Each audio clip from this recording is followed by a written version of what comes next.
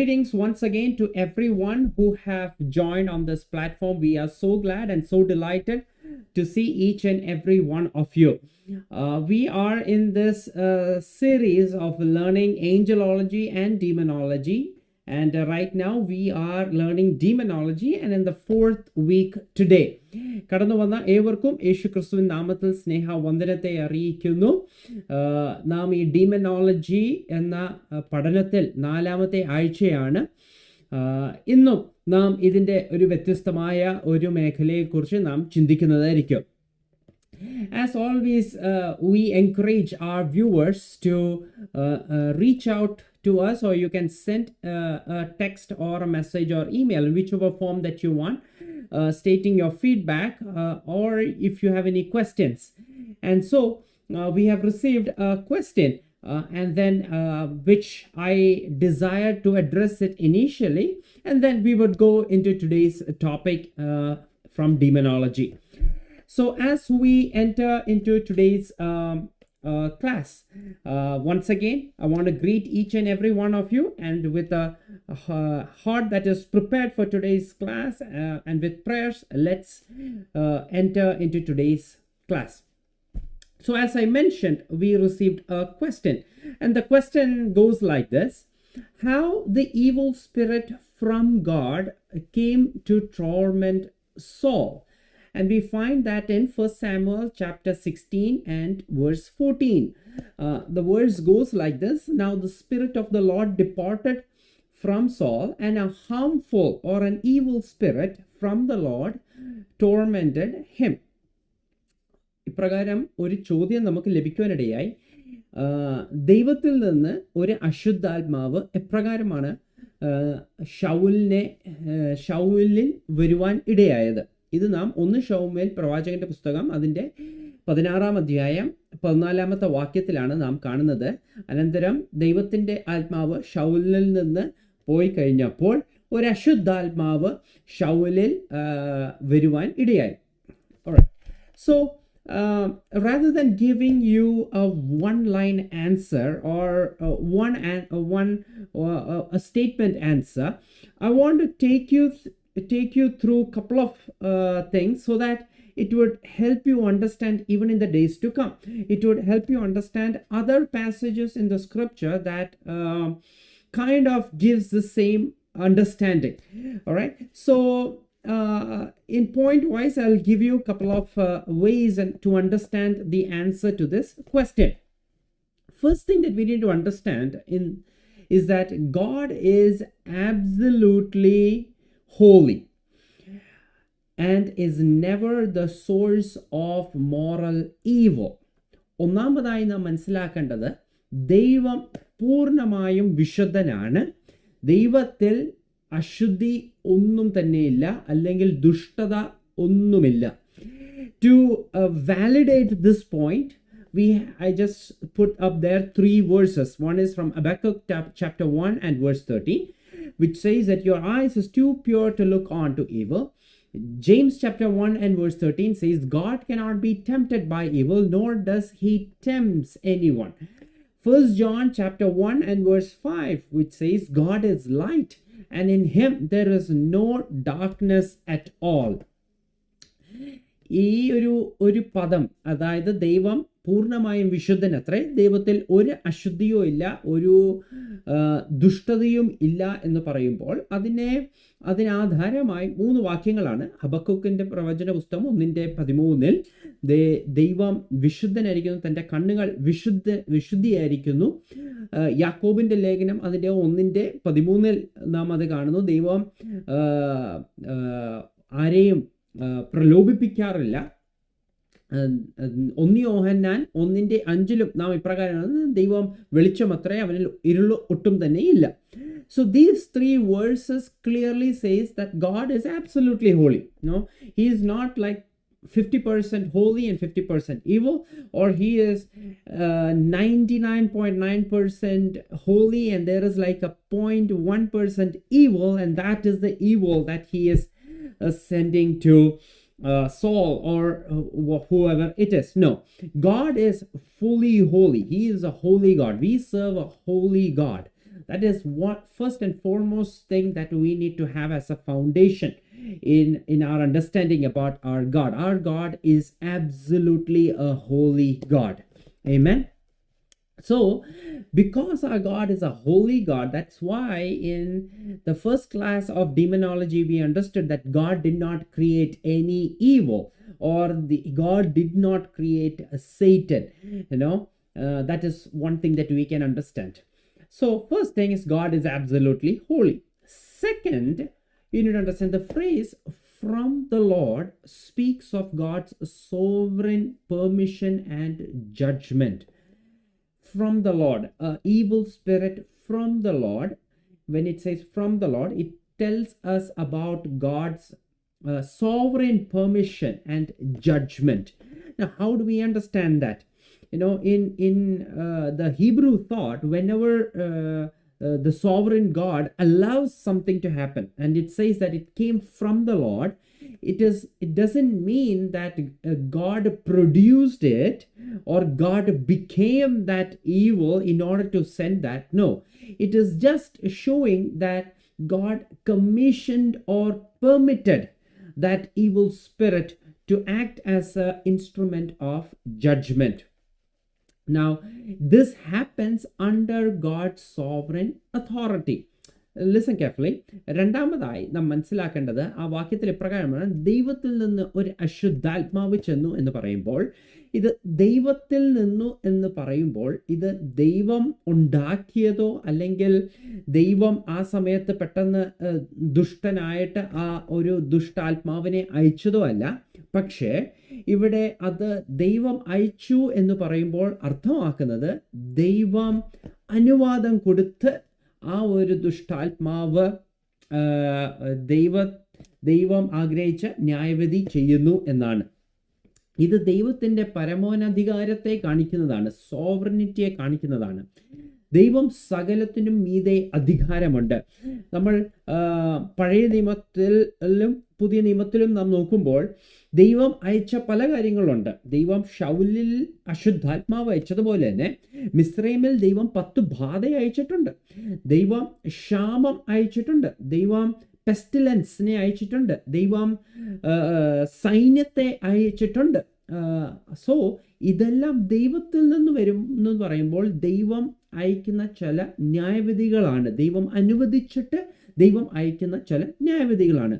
So when we say that God sent or God commissioned or permitted to send, we find a lot of other references in the Bible as well.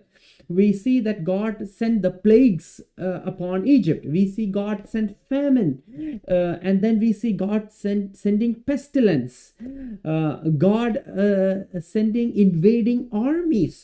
And these are judgments that came from the Lord. But even though these come from the Lord, God is using these as a judgment. God remains holy.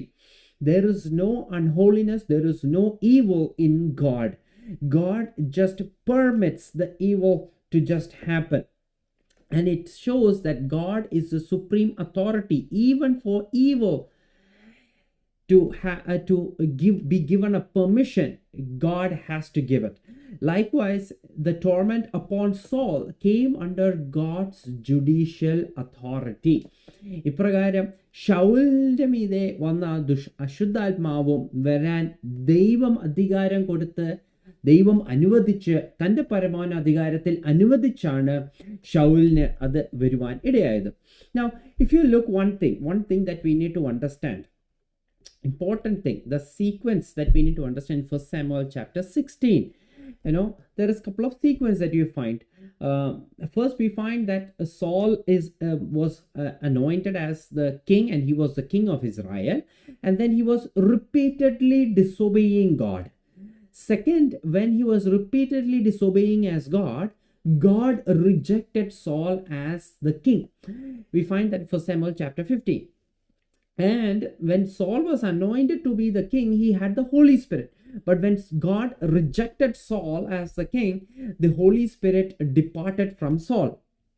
And when the Holy Spirit departed, then God allowed this tormenting spirit to afflict Saul. So this shows, or this is showing an emphasis on God's judicial system. Saul is experiencing over here a divine judgment because of his persistent rebellion. He was consistently being rebellious to whatever God said. God gave him a highest position. God gave him an anointing. God placed him in a position of authority, but he kept on repeatedly disobeying God, and the Holy Spirit left him, and God sent a tormenting spirit or an evil spirit upon him. ശ്രദ്ധിച്ച് ഇതിൻ്റെ ഒരു sequence, ഇതിൻ്റെ ഒരു ക്രമം ഒന്ന് നാം വളരെ ശ്രദ്ധിച്ചു മനസ്സിലാക്കേണ്ടതാണ്. ദൈവം ശൗലിനെ അഭിഷേകം ചെയ്ത് ഇസ്രായേലിന്റെ രാജാവാക്കി. പക്ഷേ ദൈവം പറഞ്ഞ കാര്യത്തിൽ നിന്ന് എല്ലാം മാറി അനുസരണക്കേട് പിന്നെയും കാണിക്കുവാൻ ഇടയായി.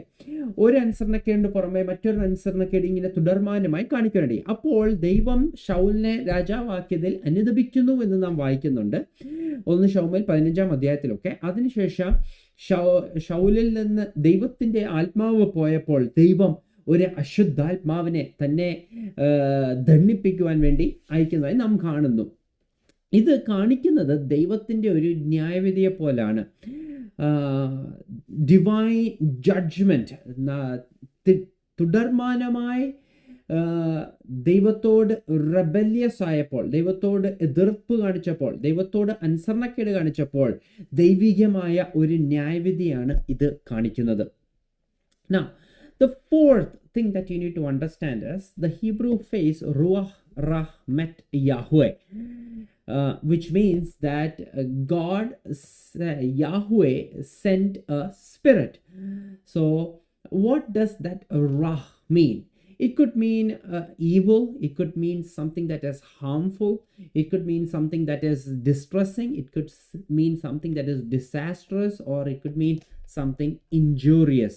It doesn't always mean it is morally evil. A good example for that would be, you find in the book of Amos, chapter 3 and verse 6.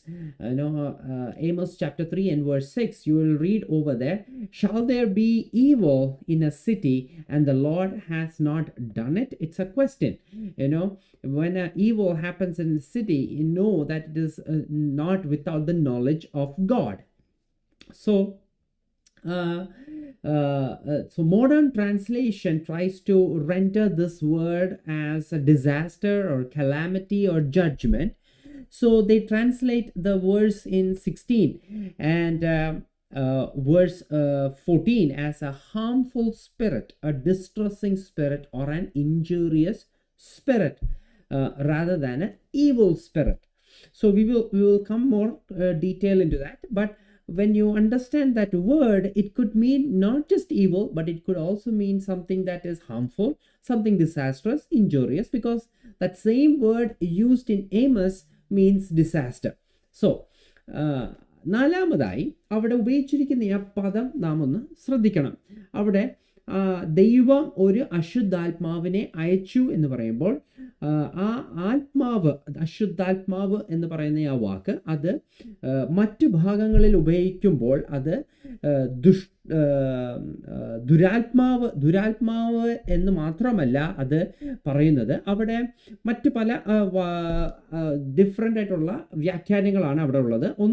ഒരു വശത്ത് ദുരാത്മാവുള്ളപ്പോൾ അത് ഒരു തകർച്ചയുടെ ഒരാത്മാവ്, ഒരു മുറിവേൽപ്പിക്കുന്ന ഒരാത്മാവ്, അല്ലെങ്കിൽ എന്തെങ്കിലും ഹാം ചെയ്യുവാൻ, എന്തെങ്കിലും ഒരു പ്രശ്നമുണ്ടാക്കുന്ന ഒരു ആത്മാവ് എന്നൊക്കെ വ്യത്യസ്തമായ അർത്ഥങ്ങൾ അവിടെ ഉണ്ട്. അപ്പോൾ നാം അതേ വാക്യം 1 ശമൂവേൽ 16:14 നാം വായിക്കുമ്പോൾ ഒരു ഹാംഫുൾ സ്പിരിറ്റ്, അല്ലെങ്കിൽ ഒരു വേദനിപ്പിക്കുന്ന ഒരു ആത്മാവ്, വിഷമിപ്പിക്കുന്ന ഒരു ആത്മാവ് എന്ന് വേണമെങ്കിൽ നമുക്ക് അതിനെ ട്രാൻസ്ലേറ്റ് ചെയ്യുവാനും കഴിയും.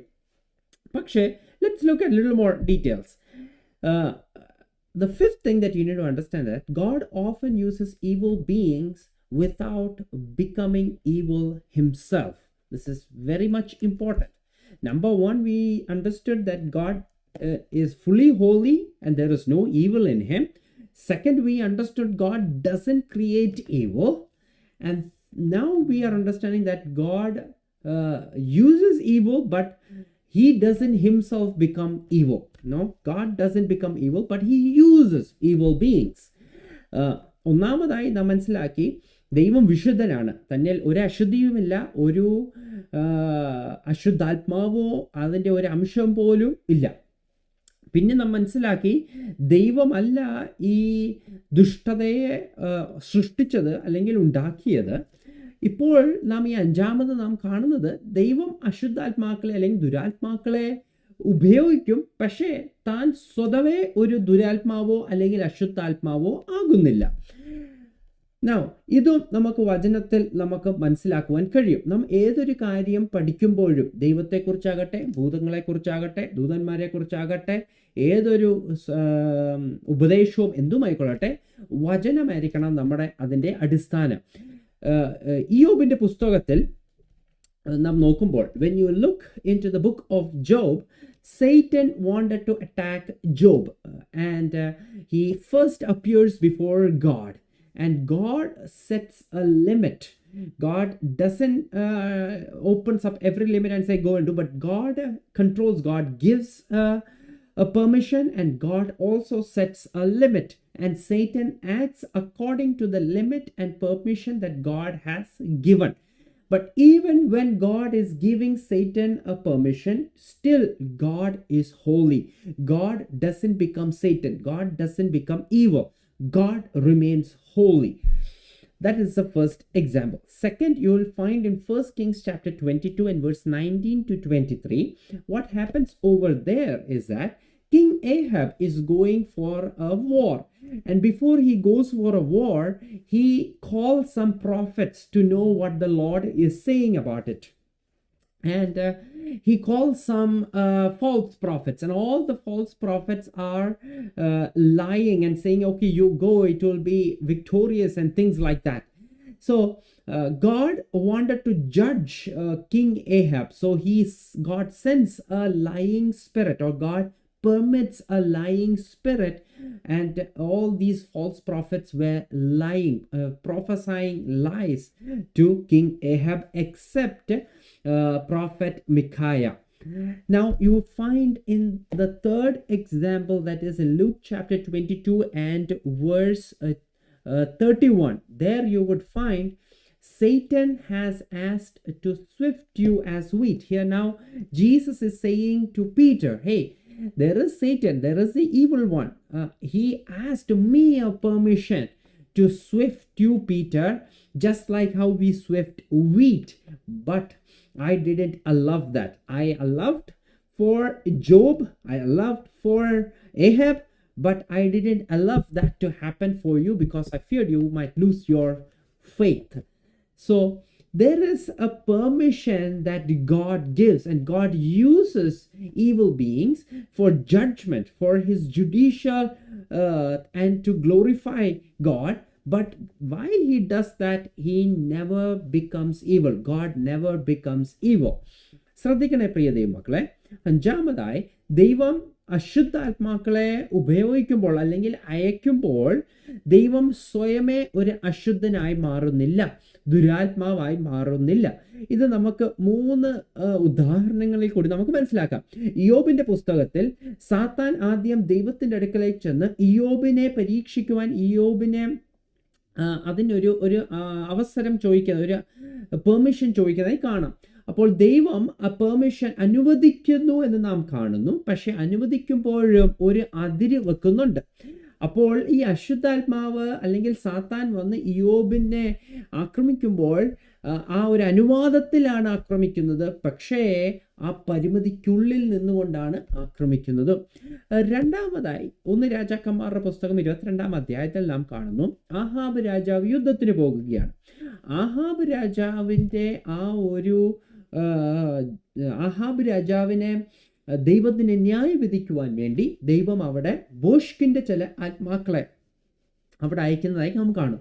അത് അവിടുത്തെ പ്രവാചകന്മാരിലൂടെ ബോഷ്ക് പ്രവചിക്കുന്നതായിട്ട് നമുക്ക് കാണുവാൻ കഴിയും. സോ ദൈവം അനുവദിച്ചിട്ടാണ് ആഹാബിന്റെ അവിടെ ഒരു ബോഷ്കിന്റെ ആത്മാവ് അവിടെ വരുവാൻ ഇടയായത്. മൂന്നാമതായി ലൂക്കോസിന്റെ സുവിശേഷം 22:31 കർത്താവായ യേശു ക്രിസ്തു തന്നെ പത്രോസിനോട് പറയുന്നുണ്ട്, പിശാച് നിന്നെ ഗോതമ്പ് പാറ്റുന്നത് പോലെ പാറ്റുവാൻ എന്നോട് അനുവാദം ചോദിച്ചു, പക്ഷേ നിന്റെ വിശ്വാസം പോകുമോ എന്ന് വിചാരിച്ച് ഞാൻ അനുവദിച്ചില്ല. സോ ഈ 3 വാക്യങ്ങൾ നാം വായിക്കുമ്പോൾ നമുക്ക് മനസ്സിലാവുന്നത്, ദൈവം വിശുദ്ധനായ ദൈവമാണ്. ദൈവമല്ല അശുദ്ധി സൃഷ്ടിച്ചത് അല്ലെങ്കിൽ പിശാചിനെ സൃഷ്ടിച്ചത്. പക്ഷെ ദൈവം അനുവാദം കൊടുക്കാറുണ്ട്. ദൈവത്തിന് അനുവാദം കൊടുക്കുവാൻ കഴിയും. സോ ഇവിടെ യോബിനെ പരീക്ഷിക്കുവാൻ വേണ്ടി ദൈവം അനുവാദം കൊടുത്തപ്പോൾ ഇതാ ദൈവത്തിൻ്റെ അതേ പരമോന്നധികാരത്തിൽ നിന്നുകൊണ്ട് പിശാചിന് ഗോതമ്പ് പാറ്റുന്ന പോലെ പത്രോസിനെ പാറ്റുവാൻ അനുവാദം കൊടുക്കാതിരിക്കുന്നതും നമുക്ക് കാണുവാൻ കഴിയും. സോ ഇതിലൂടെയെല്ലാം ദൈവത്തിൻ്റെ പരമോന്നധികാരം നമുക്ക് കാണുവാനും ഇടയാകും. ഇനി 6ാമത്തെ കാര്യം, the 6th thing is, why did God permit Saul to be tormented? The reason we saw the reason. One is because God wanted to have his judgment for Saul's persistent rebellion. Saul was persistently rejecting God's commands, and because of that, God's judgment came. Second reason is to demonstrate that God's spirit cannot be presumed upon. This is very much important. And third is that God was preparing Israel for David's kingship. So number 1, reason why God permits Saul to be tormented is because of his rebellion. Second, you cannot presume, God's spirit cannot be presumed upon, which means the Spirit of God empowered Saul to be king, which doesn't mean that Saul can do whatever he can and still he would have that anointing and the Spirit of God with him. When Saul continually rebelled, God withdrew that empowering presence from Saul. And third, we find that to prepare Israel for David's kingship. Immediately after Saul was rejected, David was anointed. എന്തിനു വേണ്ടിയാണ് ദൈവം ശൗലിനെ ഒരു ദുരാത്മാവിനാൽ പീഡിപ്പിക്കപ്പെടുവാൻ വേണ്ടി ഏൽപ്പിച്ചു കൊടുത്തത്? അതിൻ്റെ ഒന്നാമത്തെ കാരണം നാം മുമ്പ് കണ്ടത് ശൗലിൻ്റെ നിരന്തരമായുള്ള അനുസരണക്കേട് തന്നെയാണ്. ശൗല് ഒന്നിനു പുറകെ ഒന്നൊന്നായിട്ട് ദൈവം പറഞ്ഞ കാര്യത്തിൽ നിന്നെല്ലാം വിട്ട് മാറി കളഞ്ഞ് അനുസരണക്കേട് കാണിക്കാതെ ദൈവത്തിൻ്റെ ന്യായവിധം വന്നു.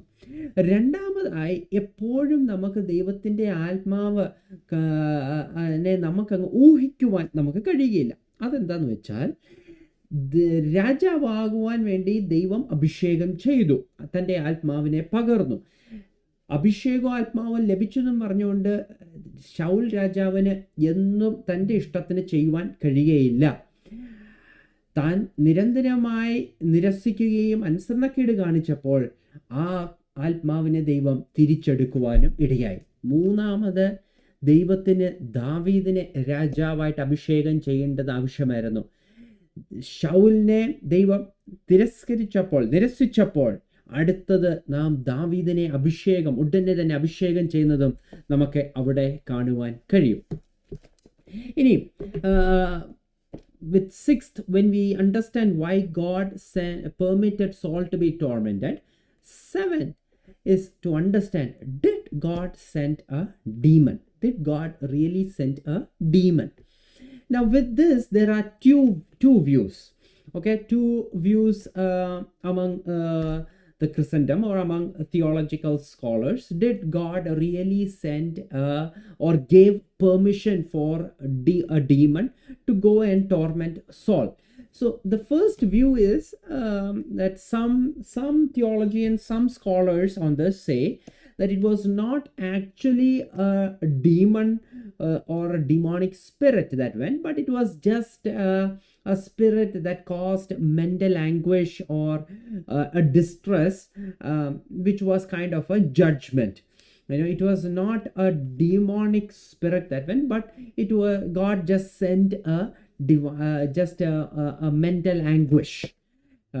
But even in this view, we can understand that even if it was to send just a mental anguish or just a distressing spirit, God is still sovereign. He still has the authority to send that.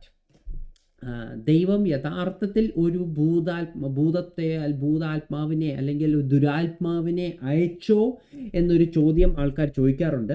അപ്പോൾ ഇതിന് രണ്ട് ചിന്തകളാണ് വേദശാസ്ത്ര പണ്ഡിതന്മാർ പറയുന്നത്. ഒന്നാമത്, ചില ആൾക്കാർ പറയുന്നു ഇല്ല, ഒരു ദുരാത്മാവല്ലായിരുന്നു, ഒരു ചെറിയൊരു മാനസികമായ ഒരു വിഭ്രാന്തിയാണ് ദൈവം അയച്ചേ എന്നാണ് ചില ആൾക്കാർ പറയുന്നത്. പക്ഷേ അതും ദൈവത്തിന് അയക്കണമെങ്കിൽ ദൈവത്തിൻ്റെ ആ പരമോന്നധികാരം നാം അവിടുന്ന് മനസ്സിലാക്കണം. Now the second view, which is most common and most people believe or take it as their view, is yes, God did actually love or sent or permit or commissioned a demonic spirit to go and torment King Saul. God permitted or commissioned the demon to afflict Saul as a judgment. This is similar to what we saw in Job. But while he did that, God still remains holy and demon remain as evil. രണ്ടാമത്തെ ഇതിൻ്റെ ഒരു view, ദൈവം ശരിക്കും ഒരു അശുദ്ധാത്മാവിനെ അല്ലെങ്കിൽ ഒരു ദുരാത്മാവിനെ അയക്കുവാൻ ഇടയായി, അല്ലെങ്കിൽ ദൈവം അനുവദിച്ചിട്ട് ഒരു ദുരാത്മാവ് ശൗലിനെ വന്ന് ബാധിക്കുവാൻ ഇടയായി. ഇത് നാം ഇയ്യോബിൻ്റെ ചരിത്രത്തിൽ വായിക്കുന്ന അതേ സന്ദർഭം തന്നെയാണ്. ആ സാത്താൻ ചെന്ന് അനുവാദം ചോദിക്കുന്നു, ദൈവം അയക്കുന്നു. ദൈവം അനുവദിച്ചിട്ട് ദൈവം അയക്കുന്നു. അതുപോലെ തന്നെ ദൈവം അനുവദിച്ച് അയക്കുന്ന ഒരു ദുരാത്മാവാണെന്ന് മനസ്സിലാക്കാൻ നമുക്ക് കഴിയും. So what we can understand, yes, God did send, or God commissioned and permitted, and he sent an evil spirit on King Saul, but at the same time God didn't create it, God didn't become evil, but on the flip side God was still a holy God. One important thing that we need to understand is, what about believers today? What about us? Again, in the New Testament, we have a couple of examples which we need to keep in our mind. Number one, in the Corinthian church, there was a man who was committing incest and adultery. And we find that Paul says, hey, I have handed him over to Satan. But he doesn't put a full stop over there. Paul says, hey, it was not to destroy him, but it was to destroy his sinful nature and save his soul. We find in 1 Timothy chapter 1 and verse 20, where Paul says to Timothy, hey, there is Hymenaeus and Alexander, whom I have handed over to Satan to be taught not to blaspheme. Because this Hymenaeus and Alexander, they were blaspheming about God or about the word of God. And Paul says, I handed them over to Satan, not to destroy again, but so that they would not blaspheme. Again, we find in the life of Paul itself, God allowed a messenger of Satan to torment Apostle Paul. Why? So that he will not rely on himself, but he will rely on the grace of God. So these examples we can find in the New Testament as well. So what we understand is that God uses the presence of evil spirit to judge and also to reveal his power. God showed his power over demons on many occasions. It's not that God and demons are of equal power. No, God's power is beyond. He is omnipotent. Demons have some power and demons have some authority, but God's authority and power is beyond what demons can imagine. And God gives authority and permission for demons to act on multiple occasions. And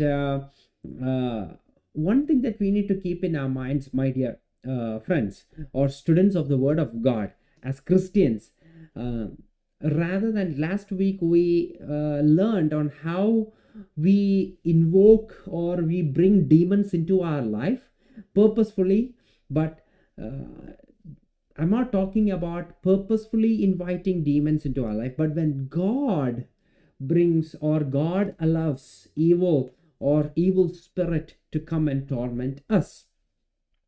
ശ്രദ്ധിക്കണേ പ്രിയ ദൈവമക്കളെ, പഴയ നിയമത്തിൽ ശൗലിന് ഒരു ദുരാത്മാവ് വന്നപ്പോൾ അല്ലെങ്കിൽ ദൈവം യോബിൻ്റെ വേലി തുറന്നു കൊടുത്തപ്പോൾ അല്ലെങ്കിൽ പത്രോസിനോട് ഗോതമ്പ് പാറ്റുന്ന പോലെ പിശാചിന് അനുവാദം കൊടുക്കാതിരുന്നപ്പോൾ പുതിയ നിയമത്തിൽ അല്ലെങ്കിൽ വിശ്വാസികളായ നമ്മുടെ കാര്യത്തിൽ എങ്ങനെയാണ്? ഇതിന് പുതിയ നിയമത്തിൽ 3 ഉദാഹരണങ്ങൾ ഞാൻ പറഞ്ഞു. ഒന്നാമതായി കൊരിന്ത്യ സഭയിലുള്ള ഒരു വ്യക്തി താൻ ദുർനടപ്പ് ആചരിച്ചപ്പോൾ പൗലോസ് ആ വ്യക്തിയെ പിശാചിനെ ഏൽപ്പിച്ചു. നശിപ്പിച്ചു കളയുവാനല്ല, പക്ഷേ തൻ്റെ പ്രാണൻ രക്ഷപ്പെടുവാൻ, രക്ഷ പ്രാപിക്കുവാൻ വേണ്ടിയാണ് അപ്രകാരം ചെയ്തത്. തിമത്തിയോസിന് എഴുതുമ്പോൾ 1-ാം ലേഖനത്തിൽ പൗലോസ് പറയുന്നുണ്ട്, അലക്സാണ്ടറും ഹിമനിയോസും ഉണ്ട്, 2 പേര്. അവർ ഒരിക്കൽ ദൈവത്തെക്കുറിച്ച് പ്രസംഗിച്ചവരായിരിക്കാം, പക്ഷെ ഇപ്പോൾ ദൈവത്തെക്കുറിച്ച് ബോഷ്ക്ക് പറയുന്നു. സോ അവർ ഇനിയും ബോഷ്ക്ക് പറയാതിരിക്കേണ്ടതിന് അവരെ പിശാചിങ്കിലേക്ക് ഏൽപ്പിച്ചു കൊടുത്തു. അവിടെയും ഒന്ന് ഗുണീകരിക്കുവാൻ വേണ്ടിയാണ് നാം അവിടെ കാണുന്നത്. മൂന്നാമതായി ദൈവം പൗലോസിന്റെ ജീവിതത്തിലും സാത്താന്റെ ഒരു പോരാട്ടം പൗലോസിന്റെ ജീവിതത്തിലും ഇട്ടുകൊടുത്തു. എന്തിനു വേണ്ടിയാണ്? പൗലോസ് സ്വയമേ തൻ്റെ ബുദ്ധിയിലും തൻ്റെ കഴിവിലും തൻ്റെ ശക്തിയിലും ആശ്രയിക്കാതെ ദൈവത്തിൻ്റെ കൃപയിൽ ആശ്രയിക്കുവാൻ വേണ്ടി ദൈവം പൗലോസിന്റെ ജീവിതത്തിലും സാത്താൻ ഒരു അനുവാദം കൊടുത്തിട്ടുണ്ട്. സോ ഇതെല്ലാം നാം കാണുമ്പോൾ എന്താണ് നാം പഠിക്കേണ്ടത്? ദൈവത്തിനാണ് പരമോന്നധികാരമുള്ളത്. ദൈവമാണ് സർവശക്തൻ. പിശാചിന് ചില ശക്തികളുണ്ട്, പിശാചിന് ചില അധികാരങ്ങളുണ്ട്. പക്ഷേ പിശാചിൻ്റെ ചിന്തയ്ക്കും ശക്തിക്കും അധികാരത്തിനും വളരെ അപ്പുറമാണ് ദൈവത്തിൻ്റെ ശക്തി എന്ന് പറയുന്നത്. ദൈവം സർവശക്തനാണ്. ദൈവം പരമോന്ന അധികാരമാണ്. ദൈവം അനുവദിച്ചിട്ടല്ലാതെ, ദൈവത്തിൻ്റെ അനുവാദം കൂടിയല്ലാതെ പിശാചിന് അത് ചെയ്യുവാൻ കഴിയുകയില്ല. അതുപോലെ തന്നെ കഴിഞ്ഞ ക്ലാസ്സിൽ നാം പഠിക്കുവാനിടയായി, നാം മനഃപൂർവമായി അല്ലെങ്കിൽ നാം വിളിച്ചു വരുത്തുന്ന ഭൂതങ്ങൾ ഉണ്ട് നമ്മുടെ ജീവിതത്തിൽ. അതിന് ഒരു 10 കാര്യങ്ങൾ ഞാൻ കഴിഞ്ഞ ക്ലാസ്സിൽ ഞാൻ പറഞ്ഞു തന്നു, എപ്രകാരം നാം ഡീമൺസിനെ ഇൻവോക്ക് ചെയ്യും നമ്മുടെ ജീവിതത്തിൽ നിന്ന്. പക്ഷേ അതല്ലാതെ ദൈവം അയക്കുമ്പോൾ ഉള്ള കാര്യമാണ് ഇപ്രകാരം നാം വായിക്കുവാൻ ഇടയായത്. ഇനി എന്നെ കേൾക്കുന്ന പ്രിയ ദൈവമക്കളെ, ഒരു കാര്യം നാം മനസ്സിലാക്കുക. To the believers or to the students that are listening to me, listen carefully this. If you feel that you're being tormented by a demonic force, the first response that you ought to do is think in your life itself. Just retrospect your own life and think, hey, is there any area in my life that I need to repent and that I need to come back? Is there any known sin in my life which I need to repent in my life? Because we know that God sent that evil spirit to Saul because he was repeatedly rebelling against God. So that is when God sent that evil spirit. Similarly, even in our life, if there is any rebellion within us, if there is any area in our life where we are sinning against God, then that first response should be to repent. Second, believers are indwelt by the Holy Spirit and they belong to Christ. Second thing that we need to understand, that there is Holy Spirit residing in us and then we belong to Christ. At the same time, Christians are warned to resist the devil and to stand firm in spiritual warfare. Not always that God sends a spirit, but there is always a spiritual warfare for every believer. There will be time when God would send a evil spirit to torment, not to destroy, but so that we would understand and get back and get saved. That time we need to repent and get back. But then there is also the other side. When we have the Holy Spirit, when we belong to Christ, there is always a warfare, a spiritual warfare for a believer. And there we need to resist the devil. കേൾക്കുന്ന പ്രിയ ദൈവമക്കളെ, ഒരു കാര്യം ഞാൻ പറയട്ടെ. ഇന്ന് എന്നെ കേൾക്കുന്ന ആരെങ്കിലും ഇപ്രകാരം ദുരാത്മാവിനാലോ അശുദ്ധാത്മാവിനാലോ നിരന്തരമായി പീഡിപ്പിക്കപ്പെടുന്നുണ്ടെങ്കിൽ, നിരന്തരമായി ആ ദുരാത്മാവിനാൽ അലട്ടൽ ഉണ്ടാകുന്നുണ്ടെങ്കിൽ, രണ്ട് കാര്യങ്ങൾ ശ്രദ്ധിക്കുക. ഒന്നാമതായി, ഷൗൽ രാജാവിൽ ആ ദുരാത്മാവ് വന്നത് താൻ നിരന്തരമായി ദൈവത്തിനോട് അനുസരണക്കേട് കാണിച്ചപ്പോൾ ദൈവം ആ ദുരാത്മാവിനെ അയക്കുവാൻ ഇടയായി. അപ്പോൾ നാം ചിന്തിക്കണം, എൻ്റെ ജീവിതത്തിൽ എവിടെയെങ്കിലും ദൈവത്തോട് ഞാൻ പാപം ചെയ്യുന്നുണ്ടോ, ഞാൻ മാനസാന്തരപ്പെടേണ്ട എന്തെങ്കിലും എൻ്റെ ജീവിതത്തിൽ ഉണ്ടോ എന്ന് നാം ചിന്തിക്കേണ്ടത് ആവശ്യമാണ്. രണ്ടാമതായി, ഏതൊരു വിശ്വാസിയുടെയും ഉള്ളിൽ ദൈവം പരിശുദ്ധാത്മാവിനെ നൽകിയിട്ടുണ്ട്. ആ വ്യക്തി ക്രിസ്തുവിനുള്ളതാണ്. നാം ക്രിസ്തുവിന് ഉള്ള ആയിരിക്കുമ്പോൾ തന്നെ മറുവശത്ത് ഒരു ആത്മീക പോരാട്ടം നമുക്കുണ്ട്. ഏതൊരു വ്യക്തി ക്രിസ്തുവിനിൽ ഉള്ള ഏതൊരു വ്യക്തിക്കും ഒരു ആത്മീക പോരാട്ടമുണ്ട്. അപ്പോൾ ആ ആത്മീക പോരാട്ടത്തിൽ നാം പിശാചിനോട് എതിർത്ത് നിൽക്കേണ്ടത് വളരെ വളരെ ആവശ്യമാണ്. With that being said, I am slowly entering into today's class, which is also very much connected to the same thought that we were thinking. And this is the week 4, and today's class is Armed and Awake, a biblical guide to spiritual warfare. ഈ ചിന്തിക്കുമ്പോൾ തന്നെ നാം ഈ 4-ാമത്തെ ആഴ്ചയുടെ ഈ ചിന്തയിലേക്ക് നാം കടക്കുകയാണ്. എന്താണത്? നാം സർവായുധ വർഗം ധരിച്ച് ഉണർന്നിരിപ്പീൻ. ഇന്ന് നാം വചനപ്രകാരം ഒരു ആത്മീക പോരാട്ടത്തെക്കുറിച്ച് നാം ഒന്ന് ചിന്തിക്കുവാൻ പോകുകയാണ്. Amen. So I believe I have answered to the question that was asked, but if there are still questions, please do ask. I would either send a personal message and clarify it to you, or if it is a question that requires a session that needs to be addressed, surely I would love to get that and love to do that as well. So with that being said, I know you're posting chats and comments. It is wonderful, which also makes me understand that you are engaged. You are not simply keeping this open, you're also listening, and you're engaged, and you're asking questions. It is wonderful. You're thinking. Wonderful. So നിങ്ങൾക്ക് ഇനിയും ഞാൻ ഈ ചോദ്യത്തിന് നിങ്ങൾക്ക് മറുപടി ലഭിച്ചു എന്ന് തോന്നുന്നു. അല്ല, നിങ്ങൾക്ക് വീണ്ടും ചോദ്യങ്ങൾ ഉണ്ടെങ്കിൽ ദയവായി അയയ്ക്കുക. അത് നിങ്ങൾക്ക് ഒരു മെസ്സേജ് ആയിട്ടോ ഇമെയിലായിട്ടോ മറുപടി തരുന്നതായിരിക്കും. അല്ല, ഒരു ക്ലാസ്സിൽ തന്നെ ഇപ്രകാരം അഡ്രസ്സ് ചെയ്യേണ്ടതാണെങ്കിൽ നമുക്ക് ചിന്തിക്കാവുന്നത് തന്നെയാണ്. നിങ്ങൾ ചോദ്യങ്ങൾ ചോദിക്കുന്നത് കാണുമ്പോൾ നിങ്ങൾ വെറുതെ ക്ലാസ്സിൽ വരികയല്ല, നിങ്ങളിത് കേൾക്കുന്നു, നിങ്ങൾ ചിന്തിക്കുന്നു, പഠിക്കുന്നു എന്ന് മനസ്സിലാക്കുന്നതിലും ഒരുപാട് സന്തോഷം. With that being said, let's enter today's class. Armed and Awake, a biblical guide to spiritual warfare. When I say spiritual warfare is a very huge topic, it requires at least couple of classes to explain and teach spiritual warfare, because it is if you want to go really in depth and understand every facets of spiritual warfare, it takes a couple of classes. But within the time frame that we have and within the scope of our study, I have compiled it to bring it all in one class. ഈ ആത്മീക പോരാട്ടം എന്ന് പറയുന്ന ഈ വിഷയം അത് വളരെ വളരെ വലിയ ഒരു വിഷയമാണ്. അത് ഒരു ക്ലാസ്സും കൊണ്ട് പഠിപ്പിച്ചു തീർക്കാൻ പറ്റുന്നതല്ല. അതിൻ്റെ എല്ലാ വശങ്ങളും അതിൻ്റെ ആഴത്തിൽ മനസ്സിലാക്കണമെങ്കിൽ ഒരുപാട് ക്ലാസ്സുകൾ ആവശ്യമാണ്. പക്ഷേ നമ്മുടെ ഈ വിഷയത്തോട് അനുബന്ധിച്ച് ഡീമനോളജി എന്ന് പറയുന്ന ഈ വിഷയത്തോട് അനുബന്ധിച്ച് നാം ഇതിനെ കൺസൈസ് ചെയ്ത് നമ്മുടെ സമയത്തിന് ഉള്ളിൽ നാം ഈ ചിന്ത നമുക്ക് ഒന്ന് ചിന്തിക്കാം. Wonderful. So when we come to spiritual warfare, there is two extremes. Just like how we saw two extremes in demons, like last class we saw there is one extreme that says there is no demons, everything is scientific, everything can be logical, there is no demons, there is nothing like that, it's all just some made up stories.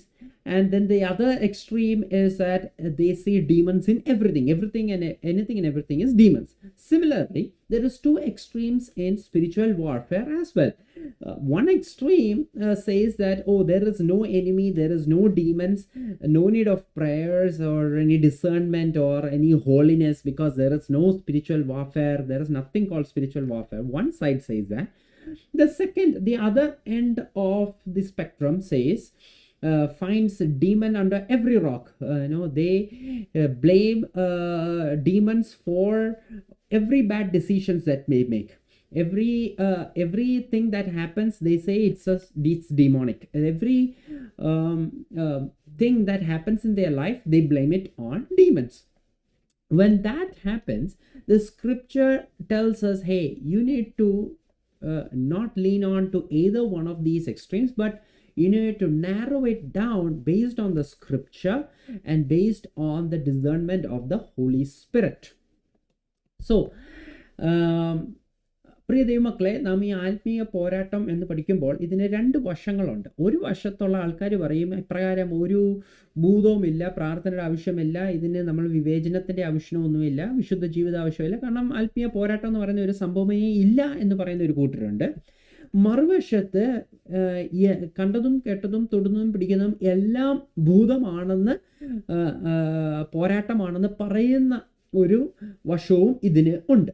അപ്പോൾ വചനം നമ്മളെ ആഹ്വാനം ചെയ്യുന്നത്, ആത്മനിറവിൽ നാം വചനപ്രകാരം ഇതിനെ ഒന്ന് ക്രോഡീകരിച്ച് നാം മനസ്സിലാക്കേണ്ടത് വളരെ പ്രാധാന്യമാണ്, വളരെ വളരെ പ്രാധാന്യമുള്ളതാണ്. സോ ഏതു കാര്യവും നാം വചനപ്രകാരം നാം പഠിക്കേണ്ടത് വളരെ ആവശ്യകരമാണ്. അതുപോലെ തന്നെയാണ് ഈ ആത്മീയ പോരാട്ടം, spiritual വാർഫെയറും. Now, one thing that we need to understand is that scripture very clearly tells there is a spiritual warfare. It is a biblical reality. Every Christian enters a spiritual battlefield the moment they become a follower of Christ. Scripture never portrays that a Christian life is like a peaceful vacation, but it is a spiritual conflict, a conflict that began in the Garden of Eden, and it would be till Christ returned. ഏതൊരു ക്രിസ്ത്യാനിയും ദൈവത്തെ സ്വന്തം രക്ഷിതാവായി സ്വീകരിക്കുന്ന നിമിഷം മുതൽ ഈ ഒരു ആത്മീക പോർക്കളത്തിലേക്കാണ് ചുവടുവെച്ച് ഇറങ്ങുന്നത്.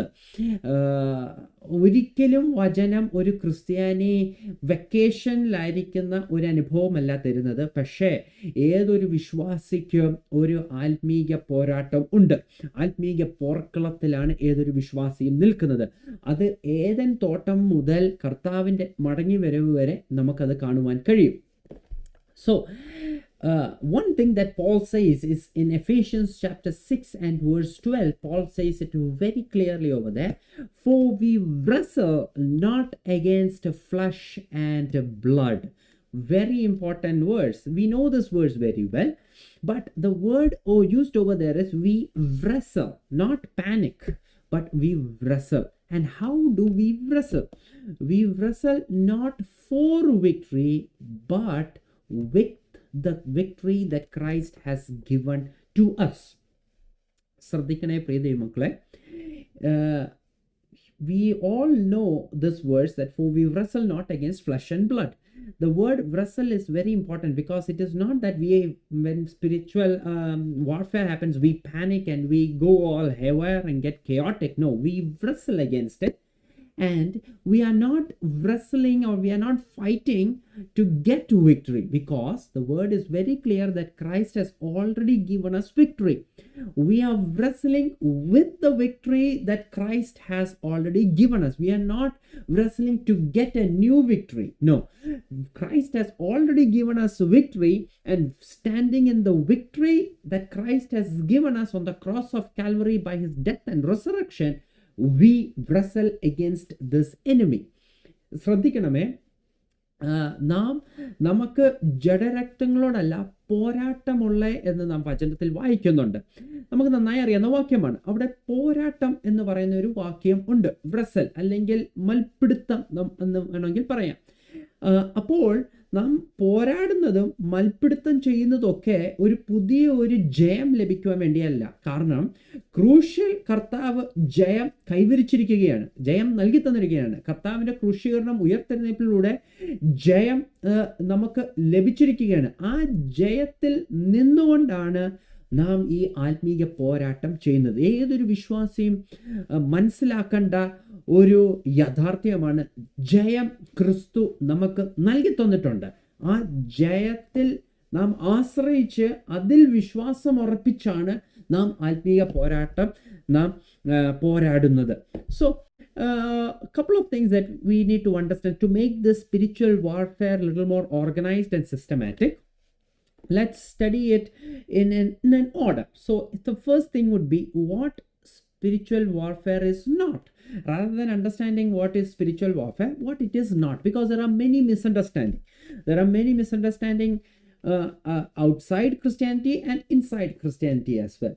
നാം ഇത് ഈ ആത്മീയ പോരാട്ടം പഠിക്കുമ്പോൾ അതിൻ്റെ ക്രമത്തിൽ നമുക്കൊന്ന് പഠിക്കുന്നത് വളരെ നല്ലതായിരിക്കും. വേഗത്തിലായിരിക്കും പോകുന്നത്, പക്ഷേ ക്രമത്തിൽ നമുക്കൊന്ന് പഠിക്കാം. അപ്പോൾ ആത്മീയ പോരാട്ടം എന്താണെന്ന് പഠിക്കുന്ന മുമ്പ് എന്തല്ല എന്ന് നമ്മൾ മനസ്സിലാക്കേണ്ടതും നമുക്ക് ഇമ്പോർട്ടൻ്റ് ആണ്. ആദ്യം എന്തല്ല എന്ന് നമുക്ക് മനസ്സിലാക്കാം. കാരണം ഇന്ന് ഒരുപാട് തെറ്റിദ്ധാരണകൾ, ഒരുപാട് തെറ്റായ പഠിപ്പീരുകൾ, ഒരുപാട് തെറ്റായ രീതികളും കാര്യങ്ങളും എല്ലാം വിശ്വാസത്തിൻ്റെ വെളിയിലും ക്രിസ്തീയ വിശ്വാസത്തിൻ്റെ അകത്തും വന്ന് ചേർന്നിട്ടുണ്ട്. അതുകൊണ്ട് 4 ഒരു കാര്യങ്ങൾ വേഗത്തിൽ എന്തല്ല എന്ന് ആദ്യം ഒന്ന് പറയട്ടെ. നമ്പർ 1, spiritual warfare, ആത്മീക പോരാട്ടം. Spiritual warfare is not a superstition. It is not a superstition. You know, some treat spiritual warfare like magic. You know, in the ancient world there were pagan religions that had they did binding of the spirit. They set spirits loose, and for that they used some bands, amulets, incantations, magical spells and things like that. But when you have a true conversion, when you become a believer, you abandon all those magical thinking. You know, when you are a believer but you use prayer or anointing oil or any sort of rituals as incantations or as magic, then you are trying to manipulate things, you know, or you are just one thing is that you have slipped away from having faith in Christ and you are having faith in those magical rituals. That is one thing that you need to understand. ഒന്നാമതായി ഒരുപാട് അന്ധവിശ്വാസമുണ്ട്. അന്ധവിശ്വാസങ്ങളല്ല ആത്മീയ പോരാട്ടം എന്ന് പറയുന്നത്. പഴയ കാലങ്ങളിലുള്ള ഒരുപാട് ദുരാചാരങ്ങളുണ്ട്. മറ്റ് മതങ്ങളിൽ നമുക്ക് കാണുന്നത് അവർ ആത്മാക്കളെ പിടിച്ചു കെട്ടുവാനും ആത്മാക്കളെ വിട്ടയക്കുവാനും ചിലപ്പോൾ ചരട് കെട്ടാറുണ്ട്, ചിലപ്പോൾ ഒരുപാട് മന്ത്ര ചൊല്ലുകൾ അവർക്കുണ്ട്. പക്ഷേ ഒരു യഥാർത്ഥ വ്യക്തി യഥാർത്ഥമായി രക്ഷിക്കപ്പെടുമ്പോൾ ഇപ്രകാരമുള്ള അന്ധവിശ്വാസങ്ങളെല്ലാം മാറ്റിവെക്കേണ്ടതാണ്. യഥാർത്ഥമായി വിശ്വാസത്തിൽ വരുമ്പോൾ സകല അന്ധവിശ്വാസങ്ങളും മാറ്റി ദൈവത്തിലാണ് നാം പിന്നെ വിശ്വസിക്കുന്നത്. പക്ഷേ പലപ്പോഴും ക്രിസ്ത്യാനികൾ ചില പ്രാർത്ഥനകൾ, ചില ഓയിൽ, എണ്ണ, ഇതെല്ലാം ഒരു മന്ത്രവാദത്തിൽ അല്ലെങ്കിൽ ഒരു മാന്ത്രിക രീതിയിൽ ഉപയോഗിക്കുമ്പോൾ നാം ദൈവത്തിലുള്ള വിശ്വാസം മാറി ഇപ്രകാരം ഉള്ള ഫോർമുലകളിലും മന്ത്രവാദത്തിലുമാകും നമ്മുടെ വിശ്വാസം. പ്രാർത്ഥിക്കാൻ പാടില്ല എന്നല്ല ഞാനിവിടെ പറയുന്നത്, എണ്ണ പൂശി പ്രാർത്ഥിക്കാൻ പാടില്ല എന്നുമല്ല ഞാൻ പറയുന്നത്, അതെല്ലാം വചനത്തിലുള്ളതാണ്. പക്ഷേ അത് ഒരു റിച്വൽ അല്ലെങ്കിൽ അതൊരു മന്ത്രവാദം പോലെ അല്ലെങ്കിൽ ഒരു മാന്ത്രികം പോലെ, ഇൻകാന്റേഷൻ പോലെ അത് ഉപയോഗിക്കുമ്പോൾ അപ്പോഴാണ് നാം ദൈവത്തിലുള്ള വിശ്വാസം മാറ്റി ഇപ്രകാരമുള്ള ചടങ്ങുകളിലും ഇപ്രകാരമുള്ള ഫോർമുലകളിൽ നമ്മുടെ വിശ്വാസം മാറുന്നത്. So friends, it is very much important to understand that God has given us wisdom along with spiritual awareness as well. Not every difficulties comes from a demon. ജീവിതത്തിൽ വരുന്ന എല്ലാ പ്രശ്നങ്ങളും പ്രയാസങ്ങളും പ്രതിസന്ധികളും പിശാച് കൊണ്ടുവരുന്നതല്ല. ദൈവം ആത്മീയമായ ആത്മാവിനെ കുറിച്ചുള്ള തിരിച്ചറിവ് തരുന്നത് പോലെ തന്നെ ദൈവം ജ്ഞാനവും വചനത്തിൽ കൂടി നമുക്ക് നൽകി തരുന്നുണ്ട്. ചില ബുദ്ധിമുട്ടുകൾ, some difficulties come into our life just because we made a poor decision. Some difficulties come into our life because of some natural consequences or because we live in a fallen world. Some difficulties come because God is disciplining us. It is not because it is a spiritual warfare or demonic thing, torment. It is just that God is disciplining us. But we need to recognize and understand that എല്ലാ പ്രശ്നങ്ങളും പിശാചിൽ നിന്നല്ല. ചില പ്രശ്നങ്ങൾ ചിലപ്പോൾ നാം എടുത്ത തെറ്റായ തീരുമാനങ്ങൾ കാരണമായിരിക്കാം. തെറ്റായ എടുത്ത ഇടപാടുകൾ കൊണ്ട് വരുന്ന ചില പ്രശ്നങ്ങളുണ്ട്. പ്രകൃതിപരമായ ചില പ്രശ്നങ്ങളുണ്ട്. നാം വീണുപോയ ലോകത്ത് ജീവിക്കുമ്പോൾ പ്രശ്നങ്ങളുണ്ട്.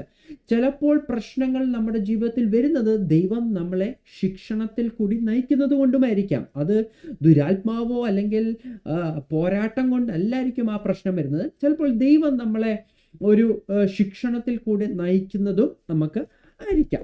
So number 1, spiritual warfare is not superstition. ആത്മീയ പോരാട്ടം എന്ന് പറയുന്നത് ഒരു അന്ധവിശ്വാസം അല്ല. Second, spiritual warfare is not fear based Christianity. Spiritual warfare is not fear based Christianity. Now 2 Timothy chapter 1 and verse 7 says, God has not given us a spirit of fear, but of power, love, and of sound mind. Many Christians live today frightened by curses, demons, witches, ancestral spirit, a lot of things like that. Any minister or ministry or a teacher who tries to put a believer under the fear of demons or under the fear, will try to cause fear or to be terrified by all these attacks or all these things, is not producing the fruit of the Spirit. The word of God says like this, fear not, greater is he that lives in you than he that is in the world. One thing that you need to understand, when you fear Satan, when you have fear-based Christianity, you're trying to magnify Satan. But when you have faith-based Christianity, you are magnifying Christ over there. The best example is in the Old Testament, 12 spies were sent to go and spy the land. 10 of them focused on the giant and they had fear in them. But 2 of them, Joshua and Caleb, they focused on God, and rather than fear, they had faith on that God. That is the same principle that you need to apply in your Christian life as well. ശ്രദ്ധിക്കണേ പ്രിയ ദൈവമക്കളെ, രണ്ടാമതായിട്ട് ആത്മീയ പോരാട്ടം എന്ന് പറയുന്നത് ഭയത്തിൽ ജീവിക്കുന്ന ഒരു ക്രിസ്ത്യാനി എന്നല്ല. ഇപ്രകാരം നമ്മൾ 2 തിമോത്തിയോസ് 1:7 നാം വായിക്കുന്നുണ്ട്, ദൈവം നമ്മളെ ഭീരുത്വത്തിൻ്റെ ആത്മാവിനെയല്ല തന്നത്, പക്ഷേ ശക്തിയുടെയും സ്നേഹത്തിൻ്റെയും സുബോധത്തിൻ്റെയും ആത്മാവിനെയാണ് തന്നിരിക്കുന്നത്. പക്ഷെ ഇന്നും ഒരുപാട് ക്രിസ്ത്യാനികൾ ഇപ്രകാരം ഭൂതത്തെയൊക്കെ പേടിച്ച്, ദൈവത്തെ പേടിക്കുന്നതിനെക്കാട്ടിലും ദൈവത്തിൻ്റെ പ്രമാണത്തെ പേടിക്കുന്നതിനെക്കാട്ടിലും വചനത്തെ ദൈവഭയത്തെക്കാട്ടിലും കൂടുതൽ അവർക്ക് ഭൂതത്തെയും പാരമ്പര്യ ആത്മാക്കളെയും ശാപത്തെയും ഇപ്രകാരം മന്ത്രവാദികളെയും ഒക്കെയാണ് അധികം പേടിക്കുന്നത്. ഇത് ഇല്ല, നള്ളിഫൈയല്ല, പക്ഷേ അതിനെ ഭയന്നാണ് ക്രിസ്ത്യാനികൾ ജീവിക്കുന്നത്. ഏതൊരു ശുശ്രൂഷയോ പഠിപ്പീരോ അത് ഒരു വിശ്വാസിയെ ഇപ്രകാരം ഒരു ഭയത്തിലാക്കുന്നുണ്ടെങ്കിൽ അത് ആത്മാവിൻ്റെ ഫലം കൊണ്ടുവരുന്ന ഒരു ക്രിസ്തീയ ജീവിതമല്ല. കാരണം വചനം നമ്മളെ പഠിപ്പിക്കുന്നുണ്ട്, നിങ്ങളിലുള്ളവൻ ലോകത്തിലുള്ളവനേക്കാൾ വലിയവനത്രേ. എപ്പോഴൊക്കെ സാത്താനെ നാം ഭയപ്പെടുന്നോ അപ്പോഴൊക്കെ നാം സാത്താൻ്റെ വലിപ്പത്തെയാണ് നാം കാണുന്നത്. പക്ഷേ എപ്പോഴൊക്കെ നാം ക്രിസ്തുവിൽ വിശ്വാസമുണ്ടോ അപ്പോൾ നാം ക്രിസ്തുവിനെയാണ് വലുതായി കാണുന്നത്. നല്ല ഉദാഹരണം, പഴയ നിയമത്തിൽ 12 പേര് ഒറ്റുനോക്കാൻ പോയപ്പോൾ 10 പേര് അവിടുത്തെ മല്ലന്മാരെ കണ്ട് ഭയപ്പെടുവാൻ ഇടയായി. പക്ഷെ 2 പേര്, യോശുവയും കാലേബും, മല്ലന്മാരുണ്ട്, മല്ലന്മാരൊരു യാഥാർത്ഥ്യമാണ്. പക്ഷെ മല്ലന്മാരിലല്ല അവരുടെ ദൃഷ്ടി പോയത്. അവരെ വിളിച്ച വാഗ്ദത്തം കൊടുത്ത ദൈവത്തിലാണ് അവരുടെ ഫോക്കസ്, ദൃഷ്ടി പോയത്. അപ്പോൾ ഭയത്തേക്കാൾ അവരെ വിളിച്ചിറക്കിയ ദൈവത്തിലുള്ള വിശ്വാസമാണ് അവരിൽ വരുവാനിടയായത്. അതുകൊണ്ട് നമ്മുടെ ജീവിതം ഭയത്തിലുള്ള ഒരു ക്രിസ്തീയ ജീവിതമല്ല, വിശ്വാസത്തിൽ അടിസ്ഥാനമായ ഒരു ക്രിസ്തീയ ജീവിതമാണ് ആവശ്യം. So second, spiritual warfare is not a fear-based Christianity. Third thing is demons behind everything. As I said before, some attribute ordinary life events to demonic activity. You lose your car key, oh, it's demonic. You become sick, it is demonic. You have a financial problem because you made some wrong, foolish decisions, oh, it is demonic issue. Every inconvenience that happens in your life, you woke up on the wrong side of the bed, you say it is demons is behind that. No, not every sin, not every sickness, not every sad that comes in your life or bad decision is because of a direct demonic activity.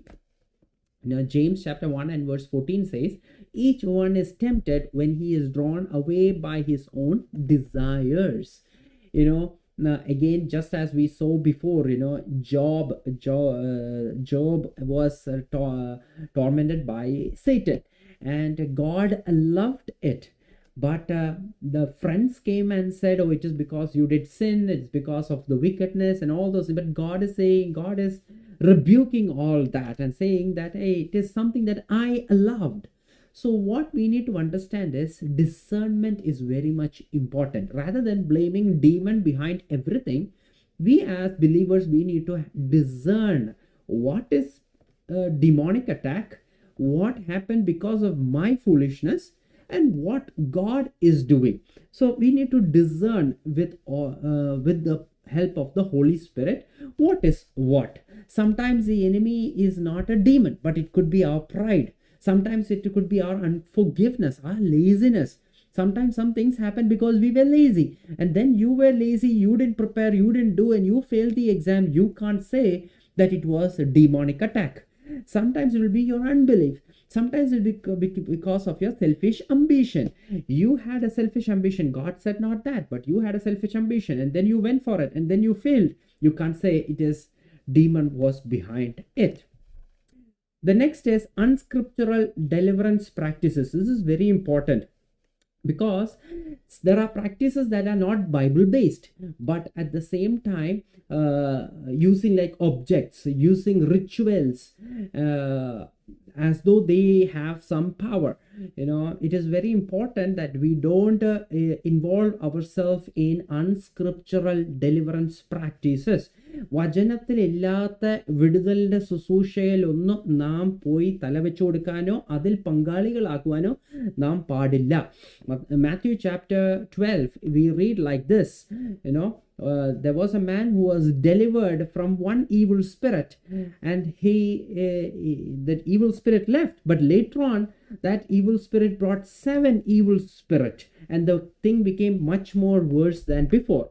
The reason is that there was a deliverance, but there was no transformation over there. There was a deliverance that happened, but after deliverance that man was left without the infilling of the Holy Spirit. There was a deliverance, but after deliverance he didn't have any discipleship in his life, and so later on 7 evil spirits came upon him. മത്തായിയുടെ സുവിശേഷത്തിൽ നാം കാണുന്നു, ഒരു വ്യക്തി ഒരു അശുദ്ധാത്മാവിൽ നിന്ന് മോചിതനായി കുറച്ചു നാൾ കഴിഞ്ഞപ്പോൾ 7 അശുദ്ധാത്മാക്കൾ പിന്നെ ബാധിച്ച് മുമ്പത്തേക്കാൾ അത് പ്രശ്നമായ ഒരു സന്ദർഭമുണ്ട്. നാം അതിനെക്കുറിച്ച് വായിക്കുന്നു. അതിൽ നിന്ന് നമുക്ക് മനസ്സിലാവുന്നത് രൂപാന്തരമില്ലാത്ത ഒരു മോചനമായിരുന്നു അവിടെ ഉണ്ടായത്. അശുദ്ധാത്മാവ് പോയതിനു ശേഷം അത് വൃത്തിയാക്കി അവിടെ ശൂന്യമാക്കി അവിടെ ഇട്ടിരുന്നു. അവിടെ പരിശുദ്ധാത്മാവിൻ്റെ നിറവ് വന്നിട്ടില്ലായിരുന്നു. രണ്ടാമതായി അവിടെ അശുദ്ധാത്മാവ് പോയതിനു ശേഷം പിന്നെ ഒരു ശിക്ഷണം, വചനധ്യാനം, വചനത്തിൽ നിന്നുള്ള ആ ഒരു അഭ്യാസം ഒന്നുമില്ലായിരുന്നു. സോ മറ്റ് 7 അശുദ്ധാത്മാക്കൾ പിന്നീട് അവിടെ വരുവാൻ ഇടയായി. One thing that we need to understand, whether it may be in the gospel or the book of Acts, wherever you find Jesus and apostles, they cast demons. It was not out of their authority, but they used the authority of Christ. God, and it was not focused on the practitioner, it focused on Christ's power. സുവിശേഷത്തിലായിക്കോട്ടെ, പ്രവൃത്തികളുടെ പുസ്തകത്തിലായിക്കോട്ടെ, എവിടൊക്കെ ദുരാത്മാവിനെ പുറത്താക്കിയിട്ടുണ്ടോ അത് പുറത്താക്കിയ ആ വ്യക്തിയെ വലുതായി കാണിക്കുവാനല്ല, പക്ഷേ അവർ ക്രിസ്തുവിൻ്റെ മഹത്വവും ക്രിസ്തുവിൻ്റെ ശക്തിയുമാണ് അവിടെ വെളിപ്പെടുത്തി കാണിക്കുന്നത്. പലപ്പോഴും ഇന്ന് ദുരാത്മാക്കളെ പുറത്താക്കുമ്പോൾ തിയേറ്ററിക് പെർഫോമൻസ് പോലെയും മാനിപ്പുലേറ്റീവ് പോലെയും വചനത്തിലില്ലാത്ത പല ആചാരങ്ങളും നാം കാണുമ്പോൾ മനസ്സിലാക്കണം, അതെല്ലാം വചനപ്രകാരമുള്ള വിടുതലിൻ്റെ ശുശ്രൂഷയൊന്നുമല്ല, അത് വേറെ എന്തോ ശുശ്രൂഷയാണ്. പക്ഷെ വചനപ്രകാരമുള്ള ശുശ്രൂഷയാണെങ്കിൽ ക്രിസ്തുവിനെ ആയിരിക്കും അവിടെ മഹത്വപ്പെടുത്തുന്നത്, ക്രിസ്തുവിൻ്റെ അധികാരത്തിലായിരിക്കും അവിടെ ചെയ്യുന്നത്. So one thing to understand, whenever there is someone that is casting out demons, it is not to focus on the practitioner, but the focus remained on Christ's power. So when we understood these four things on what spiritual warfare is not, next then we need to understand what spiritual warfare is. Spiritual warfare is an ongoing conflict between God's kingdom and the kingdom of Satan. ആത്മീയ പോരാട്ടം എന്തല്ല എന്ന് പഠിക്കുമ്പോൾ ഇനി എന്താണ് ആത്മീയ പോരാട്ടം? എപ്പോഴും നിരന്തരമായിട്ട് ദൈവത്തിൻ്റെ രാജ്യവും പിശാചിൻ്റെ രാജ്യത്വവും തമ്മിൽ ഉള്ള നിരന്തരമായ ഒരു പോരാട്ടമുണ്ട്. First thing that you need to understand is spiritual warfare is real, personal, and it is organized. It is organized. It is real. You know, a couple of examples quickly I will go through is Elisha at Dothan. You know, the Syrian army was encamped around him, but Elisha prays that let the eye of the servant be open, and they saw heavenly armies was surrounded around the city.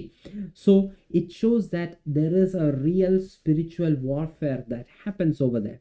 Second is David and Goliath.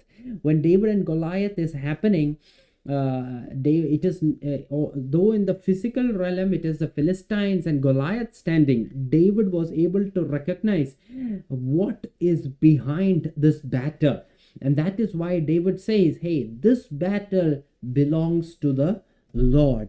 And in Daniel chapter 10 we understand there Daniel prays, but first day itself God sent the answer, but there was a prince of the kingdom of Persia that was hindering, that was blocking that answer from coming to Daniel.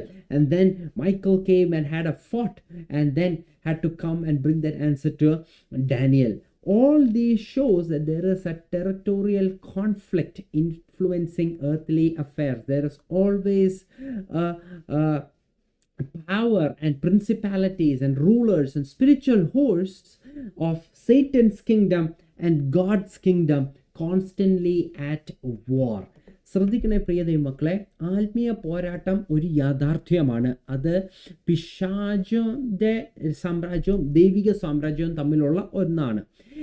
Elisha പ്രാർത്ഥിക്കുന്നുണ്ട് തൻ്റെ ദാസൻ്റെ കണ്ണ് തുറക്കുവാൻ. കണ്ണ് തുറന്നപ്പോൾ പർവ്വതം ചുറ്റും ദൈവിക ദൂതന്മാർ നിൽക്കുന്നത് താൻ കാണുവാൻ ഇടയായി. ദാവീദും ഗോലിയാത്തും തമ്മിൽ യുദ്ധം ചെയ്യുമ്പോൾ അത് ഫിലിസ്തീയരും ഗോലിയാത്തുമായി യുദ്ധത്തിന് വന്നെങ്കിലും ദാവീദ് ആത്മാവിൽ തിരിച്ചറിയുവാനിടയായി ഈ യുദ്ധത്തിൻ്റെ പിന്നിൽ പ്രവർത്തിക്കുന്നത് ആരാണ്. അപ്പോഴാണ് ദാവീദ് പറഞ്ഞത്, ഈ യുദ്ധം യഹോവയുടെ യുദ്ധമാണെന്ന്. അപ്പോൾ യഹോവയാണ് ആ യുദ്ധം ചെയ്യുന്നത്. മൂന്നാമതായി ദാനിയേൽ പ്രാർത്ഥിച്ചപ്പോൾ പാർസി പ്രഭു വന്ന് തടഞ്ഞതായിട്ട് നമുക്കറിയാം. അപ്പോൾ ഈ ഇതിൽ നിന്നെല്ലാം കാണിക്കുന്നത് പൗലോസ് പറയുന്നത് പോലെ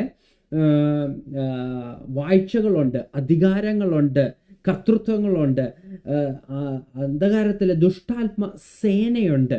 അപ്പോൾ ഇതെല്ലാം ഒരു യാഥാർത്ഥ്യമാണെന്നാണ് വചനത്തിൽ കൂടി നമുക്ക് മനസ്സിലാക്കുവാൻ കഴിയുന്നത്. രണ്ടാമതായി ആത്മീയ പോരാട്ടം നാം പോരാടുന്നത് വചനത്തിൽ കൂടിയും പ്രാർത്ഥനയിൽ കൂടിയുമാണ്. എപ്പോഴും വചനത്തിൽ കൂടിയും പ്രാർത്ഥനയിൽ കൂടിയും നമുക്ക് ഈ ആത്മീയ പോരാട്ടം നമുക്ക് പോരാടുവാൻ കഴിയും. ദൈവത്തിൻ്റെ അടുത്തേക്ക്, ക്രിസ്തുവിൻ്റെ അടുത്തേക്ക് പരീക്ഷകൻ വന്നപ്പോൾ ക്രിസ്തുവും തിരിച്ച് മറുപടി പറഞ്ഞത് വചനം ഉപയോഗിച്ചാണ്. സിമിലർലി നാമും വചനം ഉപയോഗിച്ച് വേണം എപ്പോഴും നാം സുബോധമുള്ളവരും ഉണർന്നിരിക്കുന്നവരും ആയിരിക്കണം. നാം പ്രാർത്ഥനയിൽ നാം ഉണർന്നിരിക്കണം, വചനത്തിൽ നാം സുബോധവും ഉള്ളവർ ആയിരിക്കണം. Listen friends, the spiritual warfare is always fought primarily through scripture and prayer. Very important.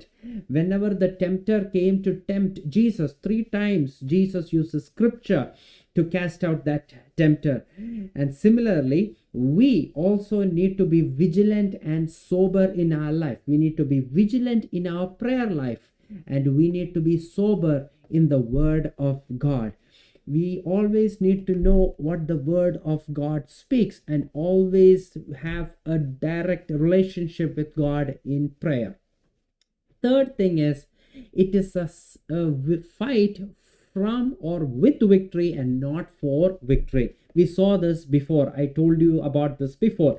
We are wrestling with Satan not to get a new victory, but we are wrestling in victory.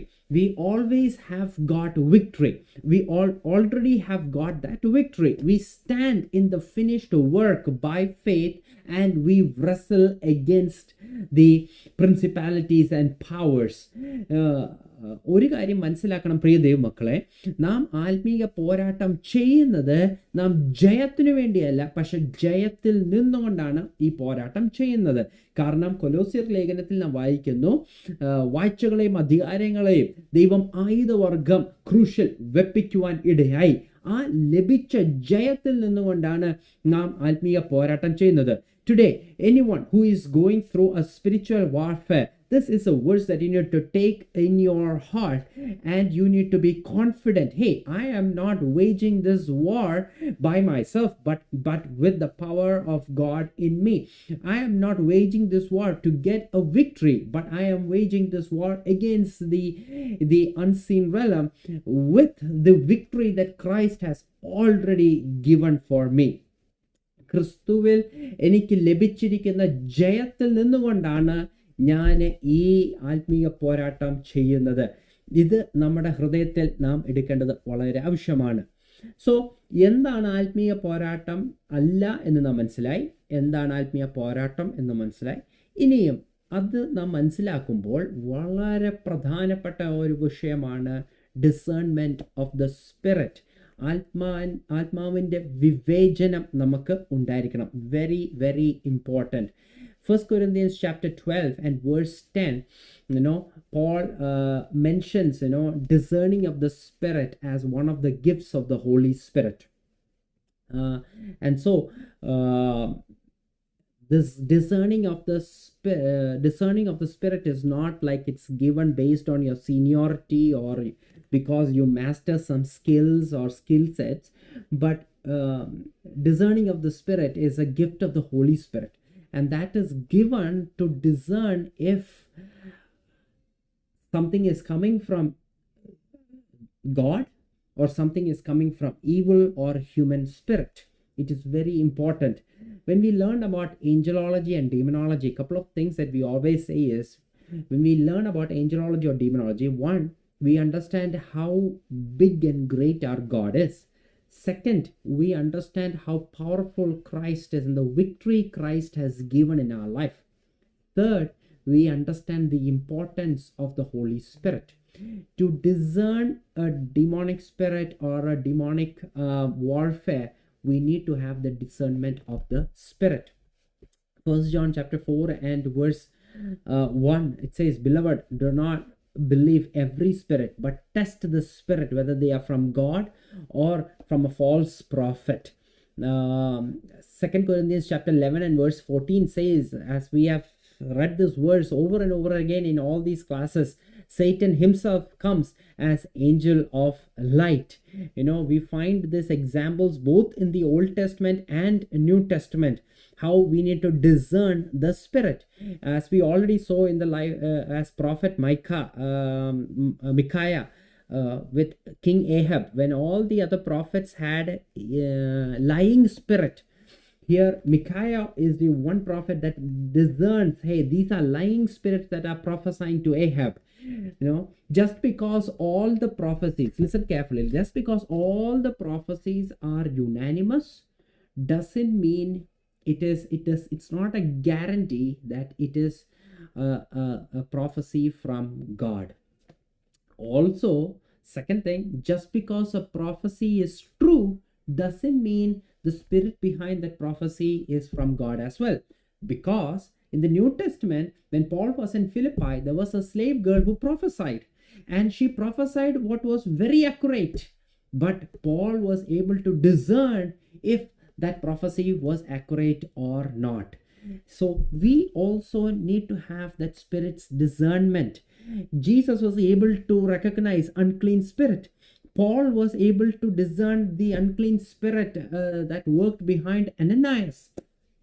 We also need that discernment. പ്രിയ ദൈവമക്കളെ, ആത്മാവിലുള്ള വിവേചനം നമുക്ക് ആവശ്യമാണ്. പ്രത്യേകിച്ച് ഈ നാളുകളിൽ നാം വായിച്ചതുപോലെ ഈ നാളുകളിൽ ഒരുപാട് കള്ളപ്രവാചകന്മാർ ലോകത്തിൽ ഇറങ്ങിയിരിക്കുമ്പോൾ ആത്മാവിലുള്ള വിവേചനം നമുക്ക് വളരെ ആവശ്യമാണ്.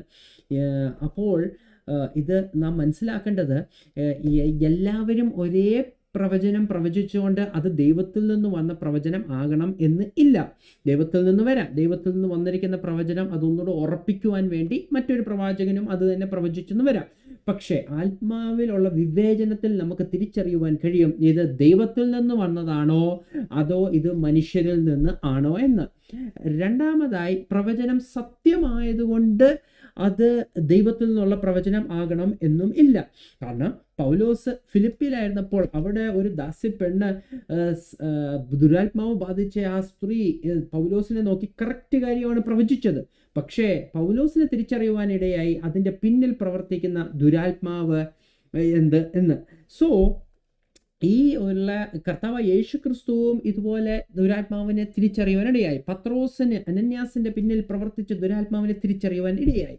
So discernment of the spirit is very much important for a believer, because when a believer discerns spirit, he can discern a false prophet, counterfeit miracles, understand deceptive doctrines, spiritual manipulations, emotionalism, and all those kind of things.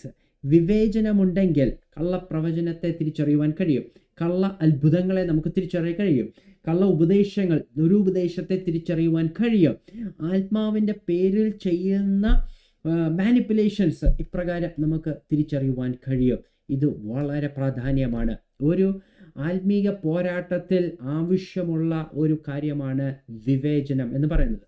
നാം വിവേചിച്ചതിന് ശേഷം അത് ദുരാത്മാവാണെന്ന് തിരിച്ചറിഞ്ഞാൽ അടുത്ത നാം ചെയ്യേണ്ടത് നാം അതിനോട് എതിർത്ത് നിൽക്കണം. Once you realize and you have discerned it is a demonic spirit, the next thing that you do is number 4, you need to resist the devil. You need to resist the devil. In James chapter 4 and verse 7 it says, therefore submit to God, resist the devil and he will flee from you. We are very familiar to this verse. We often say this, resist the devil and he will flee from you. പിശാചിനോട് എതിർത്ത് നിൽപ്പീൻ, അവൻ നമ്മളെ വിട്ട് ഓടിപ്പോകും. പക്ഷേ വാക്യം നാം പകുതി മാത്രമേ പലപ്പോഴും പറയാറുള്ളൂ, പൂർണ്ണമായി നാം പറയാറില്ല. Many times we omit the first part, we only say the second part. The first part says submit unto God, then resist the devil and he will flee from you. That is the complete verse. Many times we only use the second part. The first part we forget.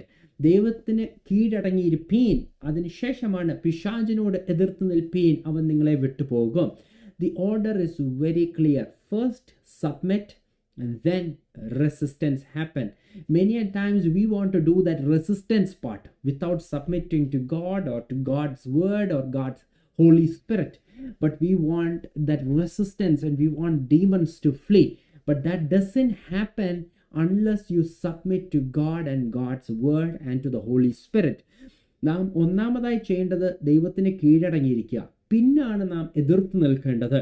ഇത് പലപ്പോഴും നമുക്ക് പിശാചിനോട് എതിർത്ത് നിൽക്കുവാനാണ് താല്പര്യം. എതിർത്ത് നിന്നു പിശാച് പോകണം എന്നാണ് നമുക്ക് ആഗ്രഹം. പക്ഷേ ദൈവത്തിനോടോ ദൈവവചനത്തിനോടോ ദൈവത്തിൻ്റെ ആത്മാവിനോടോ നാം കീഴടങ്ങുവാൻ തയ്യാറല്ല. കീഴടങ്ങുമ്പോഴാണ് ദൈവത്തിൻ്റെ അധികാരം അവിടെ പ്രവർത്തിക്കുന്നത്. So Peter says that be sober, be vigilant, because your adversary, the devil, walks around like a roaring lion, and when he's looking for someone to devour, the one thing that you understand is that when the devil does all these kind of roaring, it is to panic you, cause you to run. But the word of God says you just resist over there, stand firm, and you just resist, because you have submitted and you are a child of God. When you look, Jesus resisted Satan through the scripture, through the power of the Holy Spirit.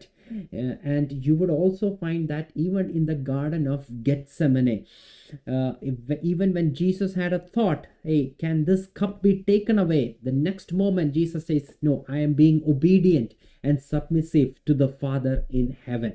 Just the same way, we also ought to submit ourselves to the word of God, submit ourselves to God, and then resist the devil. Some of the practical ways to resist the devil is submitting daily to God's authority, filling our mind with scripture, reading and understanding the scripture, walking a life of repentance and holiness, remaining in a fellowship with the church, praying continuously, refusal to entertain temptation. God doesn't bring when temptation comes, that is not a sin, but how you entertain temptation, that is sin. Refusing to fear and trust Christ's promises is also very important. പ്രിയ ദൈവമക്കളെ, എപ്രകാരമാണ് നാം പിശാചിനോട് എതിർത്ത് നിൽക്കേണ്ടത് എന്ന് നാം മനസ്സിലാക്കേണ്ടത്, നാം ദൈനംദിനമായി ദൈവത്തിൻ്റെ അധികാരത്തിൻ്റെ കീഴിൽ നാം താഴ്ത്തി ഏൽപ്പിക്കുമ്പോഴാണ്, വചനത്തിൽ നാം ധ്യാനിക്കുമ്പോഴാണ്, നാം ദൈനംദിന ജീവിതം അത് മാനസാന്തരത്തിലും വിശുദ്ധിയിലും നയിക്കുമ്പോഴാണ്, നാം സഭയോട് കൂട്ടായ്മ ആചരിച്ച് ജീവിക്കുമ്പോഴാണ്, നിരന്തരമായി നമ്മുടെ ജീവിതത്തിൽ പ്രാർത്ഥനയുള്ളപ്പോഴാണ്, നാം എപ്രകാരമാണ് നമ്മുടെ ജീവിതത്തിലേക്ക് വരുന്ന പ്രലോഭനങ്ങളെ നാം അതിനോട് എപ്രകാരം പ്രതികരിക്കുന്നത്, അതും ഇമ്പോർട്ടൻ്റ് ആണ്. പലപ്പോഴും പ്രലോഭനം വരുന്നത് ഒരു പാപമല്ല, പക്ഷെ പ്രലോഭനത്തെ എങ്ങനെ നാം അതിനെ പ്രതികരിക്കുന്നു അത് വളരെ പ്രാധാന്യമാണ്. പ്രലോഭനത്തെ നാം താലോലിക്കുകയാണെങ്കിൽ അത് വളരെ ഭയാനകമാണ്. So these are the ways that you can resist the devil. Now, one important aspect before we close today's class is God has asked us to resist the devil. And how you resist the devil, you have found some practical ways. But the most important one that the word of God teaches us is that you need to wear the armor of God. ആത്മീയ പോരാട്ടത്തിൽ നാം പിശാചിനോട് എതിർത്ത് നിൽക്കേണ്ടതാണ്. അതിൻ്റെ ചില practical കാര്യങ്ങളും നാം മനസ്സിലാക്കുവാനിടയായി. ഒന്ന്, ഇത് നാം തിരിച്ചറിയണം. അതിന് നമുക്ക് ആത്മാവിൻ്റെ സഹായം വേണം. തിരിച്ചറിഞ്ഞ ആത്മീയ പോരാട്ടം എന്ന് തിരിച്ചറിഞ്ഞതിന് ശേഷം പിശാചിനോട് എതിർത്ത് നിൽക്കണം. എതിർത്ത് നിൽക്കേണ്ട ചില രീതികൾ നാം മനസ്സിലാക്കി. പക്ഷേ വചനത്തിൽ ഏറ്റവും പരമപ്രാധാന്യമായി നാം മനസ്സിലാക്കേണ്ടത്, ഈ പിശാചിനോട് നാം പോരാടുമ്പോൾ, എതിർത്ത് നിൽക്കുമ്പോൾ നാം ധരിക്കേണ്ടത് ഈ സർവായുധ വർഗം നാം ധരിച്ചിരിക്കണം. ഏതൊരു വിശ്വാസിയും ധരിച്ചിരിക്കേണ്ടതാണ് ഈ ആർമർ ഓഫ് ഗാഡ്. ഇത് കർത്തൃദാസന്മാർക്ക് വേണ്ടി മാത്രമുള്ളതല്ല, ഇത് ബിഷപ്പുമാർക്ക് വേണ്ടി മാത്രമല്ല, പ്രവാചകൻ ഏതൊരു വിശ്വാസിയും ധരിക്കേണ്ടതാണ്. ദൈവിക സർവായുധ വർഗം ധരിച്ചിരിക്കണം. അപ്പോസ്തലൻ പൗലോസ് വളരെ വ്യക്തമായ ഈ സർവായുധ വർഗം നമ്മളെ പഠിപ്പിക്കുന്നുണ്ട്. So in order to understand in depth the armour of God, it would take multiple classes. But within the scope of our class, I will quickly go through the armor of God. Number one, belt of truth. Truth is very much foundational, because Satan, as we know, he is the father of lies. In order to fight against the father of lies, we need to have the truth, which is the word of God. God is truth and his word is truth. ഒന്നാമതായി അരയ്ക്ക് സത്യം നമുക്ക് ആവശ്യമാണ്. പിശാച് ബോഷ്കിന്റെ പിതാവ് എന്ന് പറയുമ്പോൾ, ബോഷ്കിന്റെ പിതാവിനോട് നമുക്ക് എതിർത്ത് നിൽക്കണമെങ്കിൽ സത്യം നമ്മുടെ അരയ്ക്ക് വളരെ ആവശ്യമാണ്. എന്താണ് സത്യം? ദൈവം സത്യമാകുന്നു. ഞാൻ തന്നെ വഴിയും സത്യവും ജീവനും എന്ന് പറഞ്ഞ ദൈവം തൻ്റെ വചനം സത്യമാകുന്നു. അങ്ങനെ ആ സത്യം നമ്മുടെ അരയ്ക്കുണ്ടെങ്കിൽ ഈ പിശാചിനോട് നമുക്ക് എതിർത്ത് നിൽക്കുവാൻ നമുക്ക് കഴിയും. Number 1 is the belt of truth. Second is the breastplate of righteousness. നീതിയുടെ കവചം. This is both imputed and practical. What I mean by imputed and practical is, imputed is God has imputed his righteousness in our life. What is practical is that we live daily a holy life. So when we wear the breastplate of righteousness, we wear the imputed righteousness, we also wear the practical righteousness as well. Because again, as first we saw Satan is the father of lies, here Satan is the accuser of brethren. So whenever Satan sends his accusations, this breastplate of righteousness will cover us, will protect us. രണ്ടാമതായി നീതിയുടെ കവചം എന്ന് പറയുന്നു. നീതി എന്ന് പറയുന്നത് ദൈവം നൽകി തന്നിട്ടുള്ള നീതിയുമുണ്ട്, നമ്മുടെ ദൈനംദിനമായ ജീവിതത്തിലുള്ള വിശുദ്ധ ജീവിതവും ഇതിൽ ഉൾപ്പെടും. അപ്പോൾ പിശാചിനെ കുറിച്ച് ആദ്യം നാം പഠിച്ചു ബോഷ്കിന്റെ പിതാവാണെന്ന്. രണ്ടാമതായി ഇവിടെ നമുക്കറിയാം താൻ സഹോദരന്മാരെ കുറിച്ച് കള്ള അപവാദങ്ങൾ പറയുന്ന അപവാദിയും കൂടിയാണ് പിശാച്. അപ്പോൾ പിശാചിന്റെ അപവാദങ്ങൾ വരുമ്പോൾ അത് തടുർത്തു നിൽക്കുന്നത് നാം ഈ നീതിയുടെ കവചം ധരിക്കുമ്പോഴാണ്. പിശാച് തൻ്റെ കണ്ടംനേഷൻസ്, ശിക്ഷാവിധികളും കുറ്റങ്ങളും വിളിച്ചു പറയുമ്പോൾ അതിനെ നമുക്ക് ജയിക്കുവാൻ കഴിയുന്നത് ഈ നീതിയുടെ കവചം, ഞാൻ നീതീകരിക്കപ്പെട്ടതാണെന്നുള്ള ഈ കവചം ധരിക്കുമ്പോഴാണ്. Third is the shoe of the gospel of peace. സമാധാന സുവിശേഷത്തിൻ്റെ ചെരിപ്പാണ്. ഒരു പടയാളി യുദ്ധത്തിനിറങ്ങുമ്പോൾ ചെരിപ്പിടാറുണ്ട്. അതായത് ഏത് തരത്തിലുള്ള നിലത്ത് നിന്നാലും, അത് നല്ല നിലത്ത് നിന്നാലും പാറക്കഷ്ണങ്ങളും മൂത്തുള്ള നിലത്ത് നിന്നാലും ഒരു ധൈര്യത്തോടെയും സമാധാനത്തോടെയും നിന്ന് പോരാടുവാൻ കഴിയും. കാരണം തനിക്കൊരു ഉറപ്പുണ്ട്, എൻ്റെ കാലിൽ ആ കല്ല് മൂളുമൊന്നും അടിക്കാതെ ചെരിപ്പിട്ടിട്ടുണ്ട്. എഫേസ്യർക്ക് ലേഖനം 2:14 പറയുന്നു, ക്രിസ്തു തന്നെ നമ്മുടെ സമാധാനമായിരിക്കുന്നു. We have the gospel. ആ സുസമാധാനത്തിൻ്റെ സുവിശേഷമാണ് നമുക്കുള്ളത്. അപ്പോൾ പിശാച് നമ്മളെ ഏത് ടെറൈൻ, ഏതെവിടെ കൊണ്ട് നിർത്തിയാലും, അതെത്ര കൂരിരുൾ താഴ്വരയാണെങ്കിലും, അതെത്ര കല്ലും മുള്ളുമുള്ള സ്ഥലവുമാണെങ്കിലും, എത്ര പ്രയാസമേറിയ സാഹചര്യത്തിൽ നാം പിശാച് നമ്മളെ കൊണ്ടു നിർത്തിയാലും, സമാധാനത്തിന് സുവിശേഷം കാലിലുണ്ടെങ്കിൽ സമാധാനത്തോടെ, ക്രിസ്തു എന്ന സമാധാനത്തിലൂടെ, ക്രിസ്തു എന്ന സുവിശേഷത്തിൽ നമുക്ക് ഉറച്ച് നിൽക്കുവാൻ കഴിയും. When you have the shoe of the gospel of peace, no matter whichever terrain that the enemy puts us, we have a confidence. Hey, I have worn the shoe that is the gospel of peace. I am confident that the rocks or thorns will not affect my feet because I have worn Christ. I have worn the gospel, and that protects me. And Ephesians says Christ himself is our peace, and we can have and be assured in that peace as we stand in various circumstances. No circumstances the devil brings can shake us, because Christ himself is our peace. The next one is the shield of faith. Shield of faith. This we need to have because the enemy throws arrows against us, and the shield of faith protects us. What kind of arrows does enemy throw? It could be doubt, it could be fear, it could be accusation, it could be temptations, it could be discouragement. But those who have the shield of faith, they can protect themselves from these arrows that the enemy throws. ഈ വിശ്വാസത്തിൻ്റെ കവചം നമുക്ക് വേണമെന്ന് പറയുന്നത്, ശത്രുവാകുന്ന പിശാച് ഒരുപാട് അസ്ത്രങ്ങൾ എയ്യും.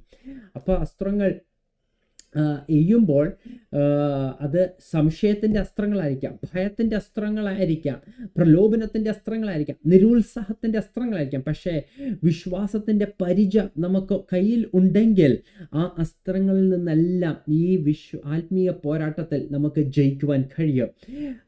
വിശ്വാസത്തിൻ്റെ പിതാവ് എന്ന് നാം അറിയപ്പെടുന്ന അബ്രഹാം തൻ്റെ ജീവിതത്തിൻ്റെ നേരെ വരുന്ന ഓരോ അവിശ്വാസത്തിനെയും ജയിച്ചത് ഈ വിശ്വാസത്തിൽ കൂടിയാണ്.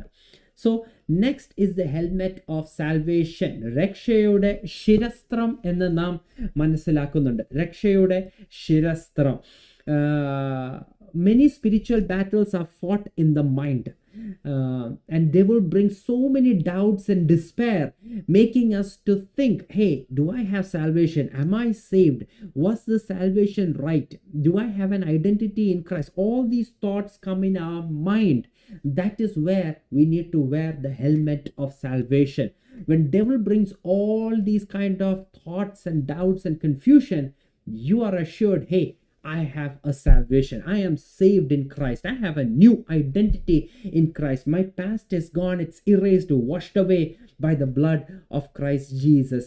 ഇതാ രക്ഷയുടെ ശിരസ്ത്രം വെച്ച് കഴിയുമ്പോൾ ആത്മീയ പോരാട്ടം മിക്കവാറും നമ്മുടെ മനസ്സിലാണ്. ചിന്തകൾ കൊണ്ടുവന്ന്, സംശയം കൊണ്ടുവന്ന്, ഞാൻ രക്ഷിക്കപ്പെട്ടതാണോ, എനിക്ക് ക്രിസ്തുവിൽ രക്ഷയുണ്ടോ, എനിക്ക് ക്രിസ്തുവിൽ പുതിയ ഒരു ഐഡന്റിറ്റി ഉണ്ടോ, ഞാൻ ആരാണ്? പക്ഷേ രക്ഷയുടെ സ്ഥിരസ്ത്രം അണിഞ്ഞ ഒരു വ്യക്തിക്ക് ഉറപ്പുണ്ട്, ക്രിസ്തു തൻ്റെ രക്തത്താൽ എന്നെ വീണ്ടെടുക്കപ്പെട്ടതാണ്. എൻ്റെ പഴയ മനുഷ്യനെ അത് മാറ്റി ഇതാ എന്നെ പുതുതാക്കി ഇരിക്കുകയാണ്. Wear the helmet of salvation in a spiritual warfare. Next is the sword, the spirit of God, or the spirit, the word of God. And all the other are just defensive. This is the only offensive weapon that is listed over here. The Rhema word, when you apply it, the spirit applied word spoken appropriately, when it is grounded in God's written revelation, it does greater things. The word of God says that the word of God is sharper than any double-edged sword. And when you stand in a battleground, in a spiritual warfare, have the word of God, the sword of spirit, which is the word of God. പ്രിയ ദൈവമക്കളെ, ആത്മാവിൻ്റെ വാളാകുന്ന ദൈവത്തിൻ്റെ വചനം നാം കയ്യിൽ എന്തിക്കൊണ്ടായിരിക്കണം ഈ ആത്മീയ പോർക്കളത്തിൽ നാം നിൽക്കേണ്ടത്. വചനമില്ലെങ്കിൽ പിന്നെ ഒന്നുമില്ല. കാരണം നമ്മുടെ ഈ പഠനങ്ങളിലെല്ലാം നാം ഓരോ കാര്യവും വചനത്തിൽ കൂടിയാണ് നാം മനസ്സിലാക്കേണ്ടത്. അവിടുന്നും ഇവിടുന്നും കേട്ട ഫാക്ട്സ് അല്ല, അവിടുന്നും ഇവിടുന്ന് കിട്ടിയ ഡേറ്റേഴ്സ് അല്ല നാം പഠിപ്പിക്കുന്നത് അല്ലെങ്കിൽ മനസ്സിലാക്കുന്നത്. പക്ഷെ വചനത്തിൽ അടിസ്ഥാനപരമാണ് നമ്മുടെ ഉപദേശങ്ങൾ, വചനത്തിൽ അടിസ്ഥാനപരമാണ് നമ്മുടെ വിശ്വാസവും നമ്മുടെ പ്രമാണങ്ങളും. അപ്പോൾ ഈ വചനമാകുന്ന വാൾ ആയിരിക്കണം. കാരണം ഹെബ്രായ ലേഖനത്തിൽ പൗലോസ് പറയുന്നുണ്ട്, ഈ വചനം ജീവനും ചൈതന്യവും ഉള്ളതും ഇരുവായ്ത്തലയുള്ള ഏത് വാളിനേക്കാളും മൂർച്ചേറിയതും ആകുന്നു. So this scripture gives us victory as well. And friends, when we study about the armor of God, all these armor of God, this is not in a one-time thing that you do. This is a continuous thing. Always wear the armor of God. Not that when you wake up, you wear for 10 minutes and then you keep it aside. No. You always wear the armor of God, because a believer is always in a battlefield. As I said, there is no sometime you're taking a break and going for vacation. No, you're always on a battlefield.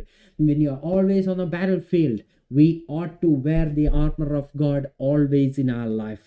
And as I conclude over here, let me say this: victory comes through Christ, not through any formulas or rituals. പ്രിയ ദൈവമക്കളെ, നാം പോർക്കളത്തിൽ നിൽക്കുകയാണ്. എപ്പോഴും നിരന്തരമായി പോർക്കളത്തിൽ നിൽക്കുകയാണ്. നാം അല്പനേരം പോർക്കളത്തിൽ നിന്നിട്ട് പിന്നെ ക്രിസ്തീയ ജീവിതത്തിൽ വെക്കേഷന് പോയി പിന്നെ പോർക്കളത്തിൽ വന്നു എന്നല്ല, എപ്പോഴും പോർക്കളത്തിൽ നിൽക്കുകയാണ്. എപ്പോഴും പോർക്കളത്തിൽ നിൽക്കുമ്പോൾ എപ്പോഴും നിരന്തരമായി നാം ധരിക്കേണ്ടതാണ് സർവായുധ വർഗം. രാവിലെ 10 മിനിറ്റ് ധരിച്ചിട്ട് പിന്നെ ബാക്കിയുള്ള എല്ലാം ഞാൻ ധരിക്കാതെ അത് അഴിച്ചു മാറ്റി വെക്കാം, ഇച്ചിരി ഭാരം കൂടുതലാണെന്ന് പറഞ്ഞ് മാറ്റി വെക്കുവാൻ കഴിയുകയില്ല. നിരന്തരമായി ധരിക്കേണ്ടതാണ് ഈ സർവായുധ വർഗം എന്ന് പറയുന്നത്. അപ്പോൾ അവസാനമായി ഞാൻ ഒന്ന് പറയട്ടെ, ജയം ക്രിസ്തുവിൽ കൂടിയാണുള്ളത്, അല്ലാതെ ഏതോ മന്ത്രവാദത്തിൽ കൂടിയോ ഫോർമുലയിൽ കൂടിയല്ല നമുക്ക് ലഭിക്കുന്നത്. വെളിപ്പാട് പുസ്തകം Revelation chapter 12 and verse 11 says, they overcame him by the blood of the lamb and by the word of their testimonies. Not by any formulas, not by any rituals, not by any techniques or gimmicks, not by any objects, not by any traditions, but by the blood of Jesus and by the testimony of the word of their testimony. പ്രിയ ദൈവമക്കളെ, വചനം ഇപ്രകാരം, അവർ കുഞ്ഞാടിൻ്റെ രക്തത്താലും സാക്ഷിയിൽ വചനത്താലും ജയിച്ചവരാണ്. അല്ലാതെ ഏതോ ഒരു ഫോർമുലയോ റിച്വലോ മന്ത്രവാദത്തിലല്ല ഈ പിശാചിനെ ജയിച്ചത്. ഏതോ ടെക്നിക്കലല്ല ജയിച്ചത്. എന്തോ ഗിമിക്ക് കാണിച്ച് അല്ല ജയിച്ചത്. എന്തോ വസ്തുത ഉപയോഗിച്ച് അല്ല ജയിച്ചത്. പാരമ്പര്യമുണ്ടായതുകൊണ്ടല്ല പിശാചിനെ ജയിച്ചത്. കുഞ്ഞാടിൻ്റെ രക്തത്താലും സാക്ഷിയും വചനത്താലുമാണ് ജയിച്ചത്. അതുപോലെ തന്നെ നമുക്ക് നന്നായി അറിയാം, കഴിഞ്ഞ ക്ലാസ്സിൽ, last class also we learn how the sons of Sceva try to cast out demons by using the name of Jesus as a formula. യേശുവിൻ്റെ നാമം ഏതോ ഫോർമുലയായിട്ട് ഉപയോഗിച്ച സ്കേവയുടെ പുത്രന്മാരെ കുറിച്ച് നമുക്ക് നന്നായി അറിയാം. അവർക്ക് എന്തു പിന്നീട് സംഭവിച്ചെന്നും നിങ്ങൾക്ക് നന്നായി അറിയാം. Rather than using it as a formula, take the name of Jesus into your heart in faith as you stand in the battlefield of this life. Friends, let me tell you this. John assures every believer in 1 John chapter 3 and verse 8, for this purpose the Son of God was manifested, that he might destroy the work of devil. ദൈവപുത്രനെ ദൈവം വെളിപ്പെടുത്തിയത് പിശാചിൻ്റെ തന്ത്രങ്ങളെ തകർക്കുവാനത്രേ. ഇത് നമ്മുടെ ഹൃദയത്തിൽ നാം ഏറ്റെടുക്കേണ്ട ഒരു വാക്യമാണ്. നമുക്ക് ഒരു കോൺഫിഡൻസ് നൽകി തരുന്ന ഒരു വാക്യമാണ് ഇത്. ദൈവം തൻ്റെ പുത്രനെ വെളിപ്പെടുത്തിയത് പിശാചിൻ്റെ പ്രവൃത്തിയെ തകർക്കുവാനത്രേ. അത് കാൽവറി ക്രൂശിൽ കർത്താവ് മരിച്ച് മൂന്നാം നാൾ ഉയർത്തെഴുന്നേറ്റ് സ്വർഗാരോഹണം ചെയ്തപ്പോൾ പിശാചിനെ അവൻ്റെ ആയുധവർഗം വെപ്പിച്ച്, ക്രൂശിൽ ആയുധവർഗം വെപ്പിച്ച് ജയം നമുക്ക് നൽകി തന്നിരിക്കുകയാണ്. ക്രിസ്തുവിൽ നാം ജയാളികൾ അത്രേ എന്നാണ് നാം വായിക്കുന്നത്. അപ്പോൾ ആ ജയത്തിൽ ഉറച്ചുകൊണ്ടും വിശ്വസിച്ചുമാണ് നാം ആത്മീയ ജീവിതം നയിക്കുന്നതും ആത്മീയ പോരാട്ടത്തിൽ പിശാചിനോട് നാം എതിർത്ത് നിൽക്കുകയും ചെയ്യുന്നത്. Dear believers, as John writes in his epistles that God manifested the Son of God so that he destroys the works of the devil. How it was destroyed? By the death of Christ on the cross of Calvary, by the resurrection on the third day, and by the ascension or the exaltation. He made all powers and everything, put it down of the devil on the cross of Calvary and gave us a victory. And when we trust in that victory, hold on to that victory, have that and have faith in that victory, then the word of God says we are more than overcomers. We are more than victorious. So friends, as we close today's section, especially the 4th week, let us be armed by the armor of God. Let us be awake in prayer and being sober in the word of God, because we are constantly in a battlefield. We are not in a vacation resort. We are in a battlefield, and there we need to be armed and awake. And at the same time, we need to trust in the power of the Holy Spirit to help us discern these spiritual battles that come into our life. And today, as we close, we are keeping each one of you in our prayers, and we believe that we would see each one of you, if the coming of the Lord tarries, we will see each one of you again next week with another aspect, looking into another aspect in this demonology. And until then, we're keeping each one of you in our prayers, and we love you. We'll see you again next week. Bye-bye. God bless each and every one of you.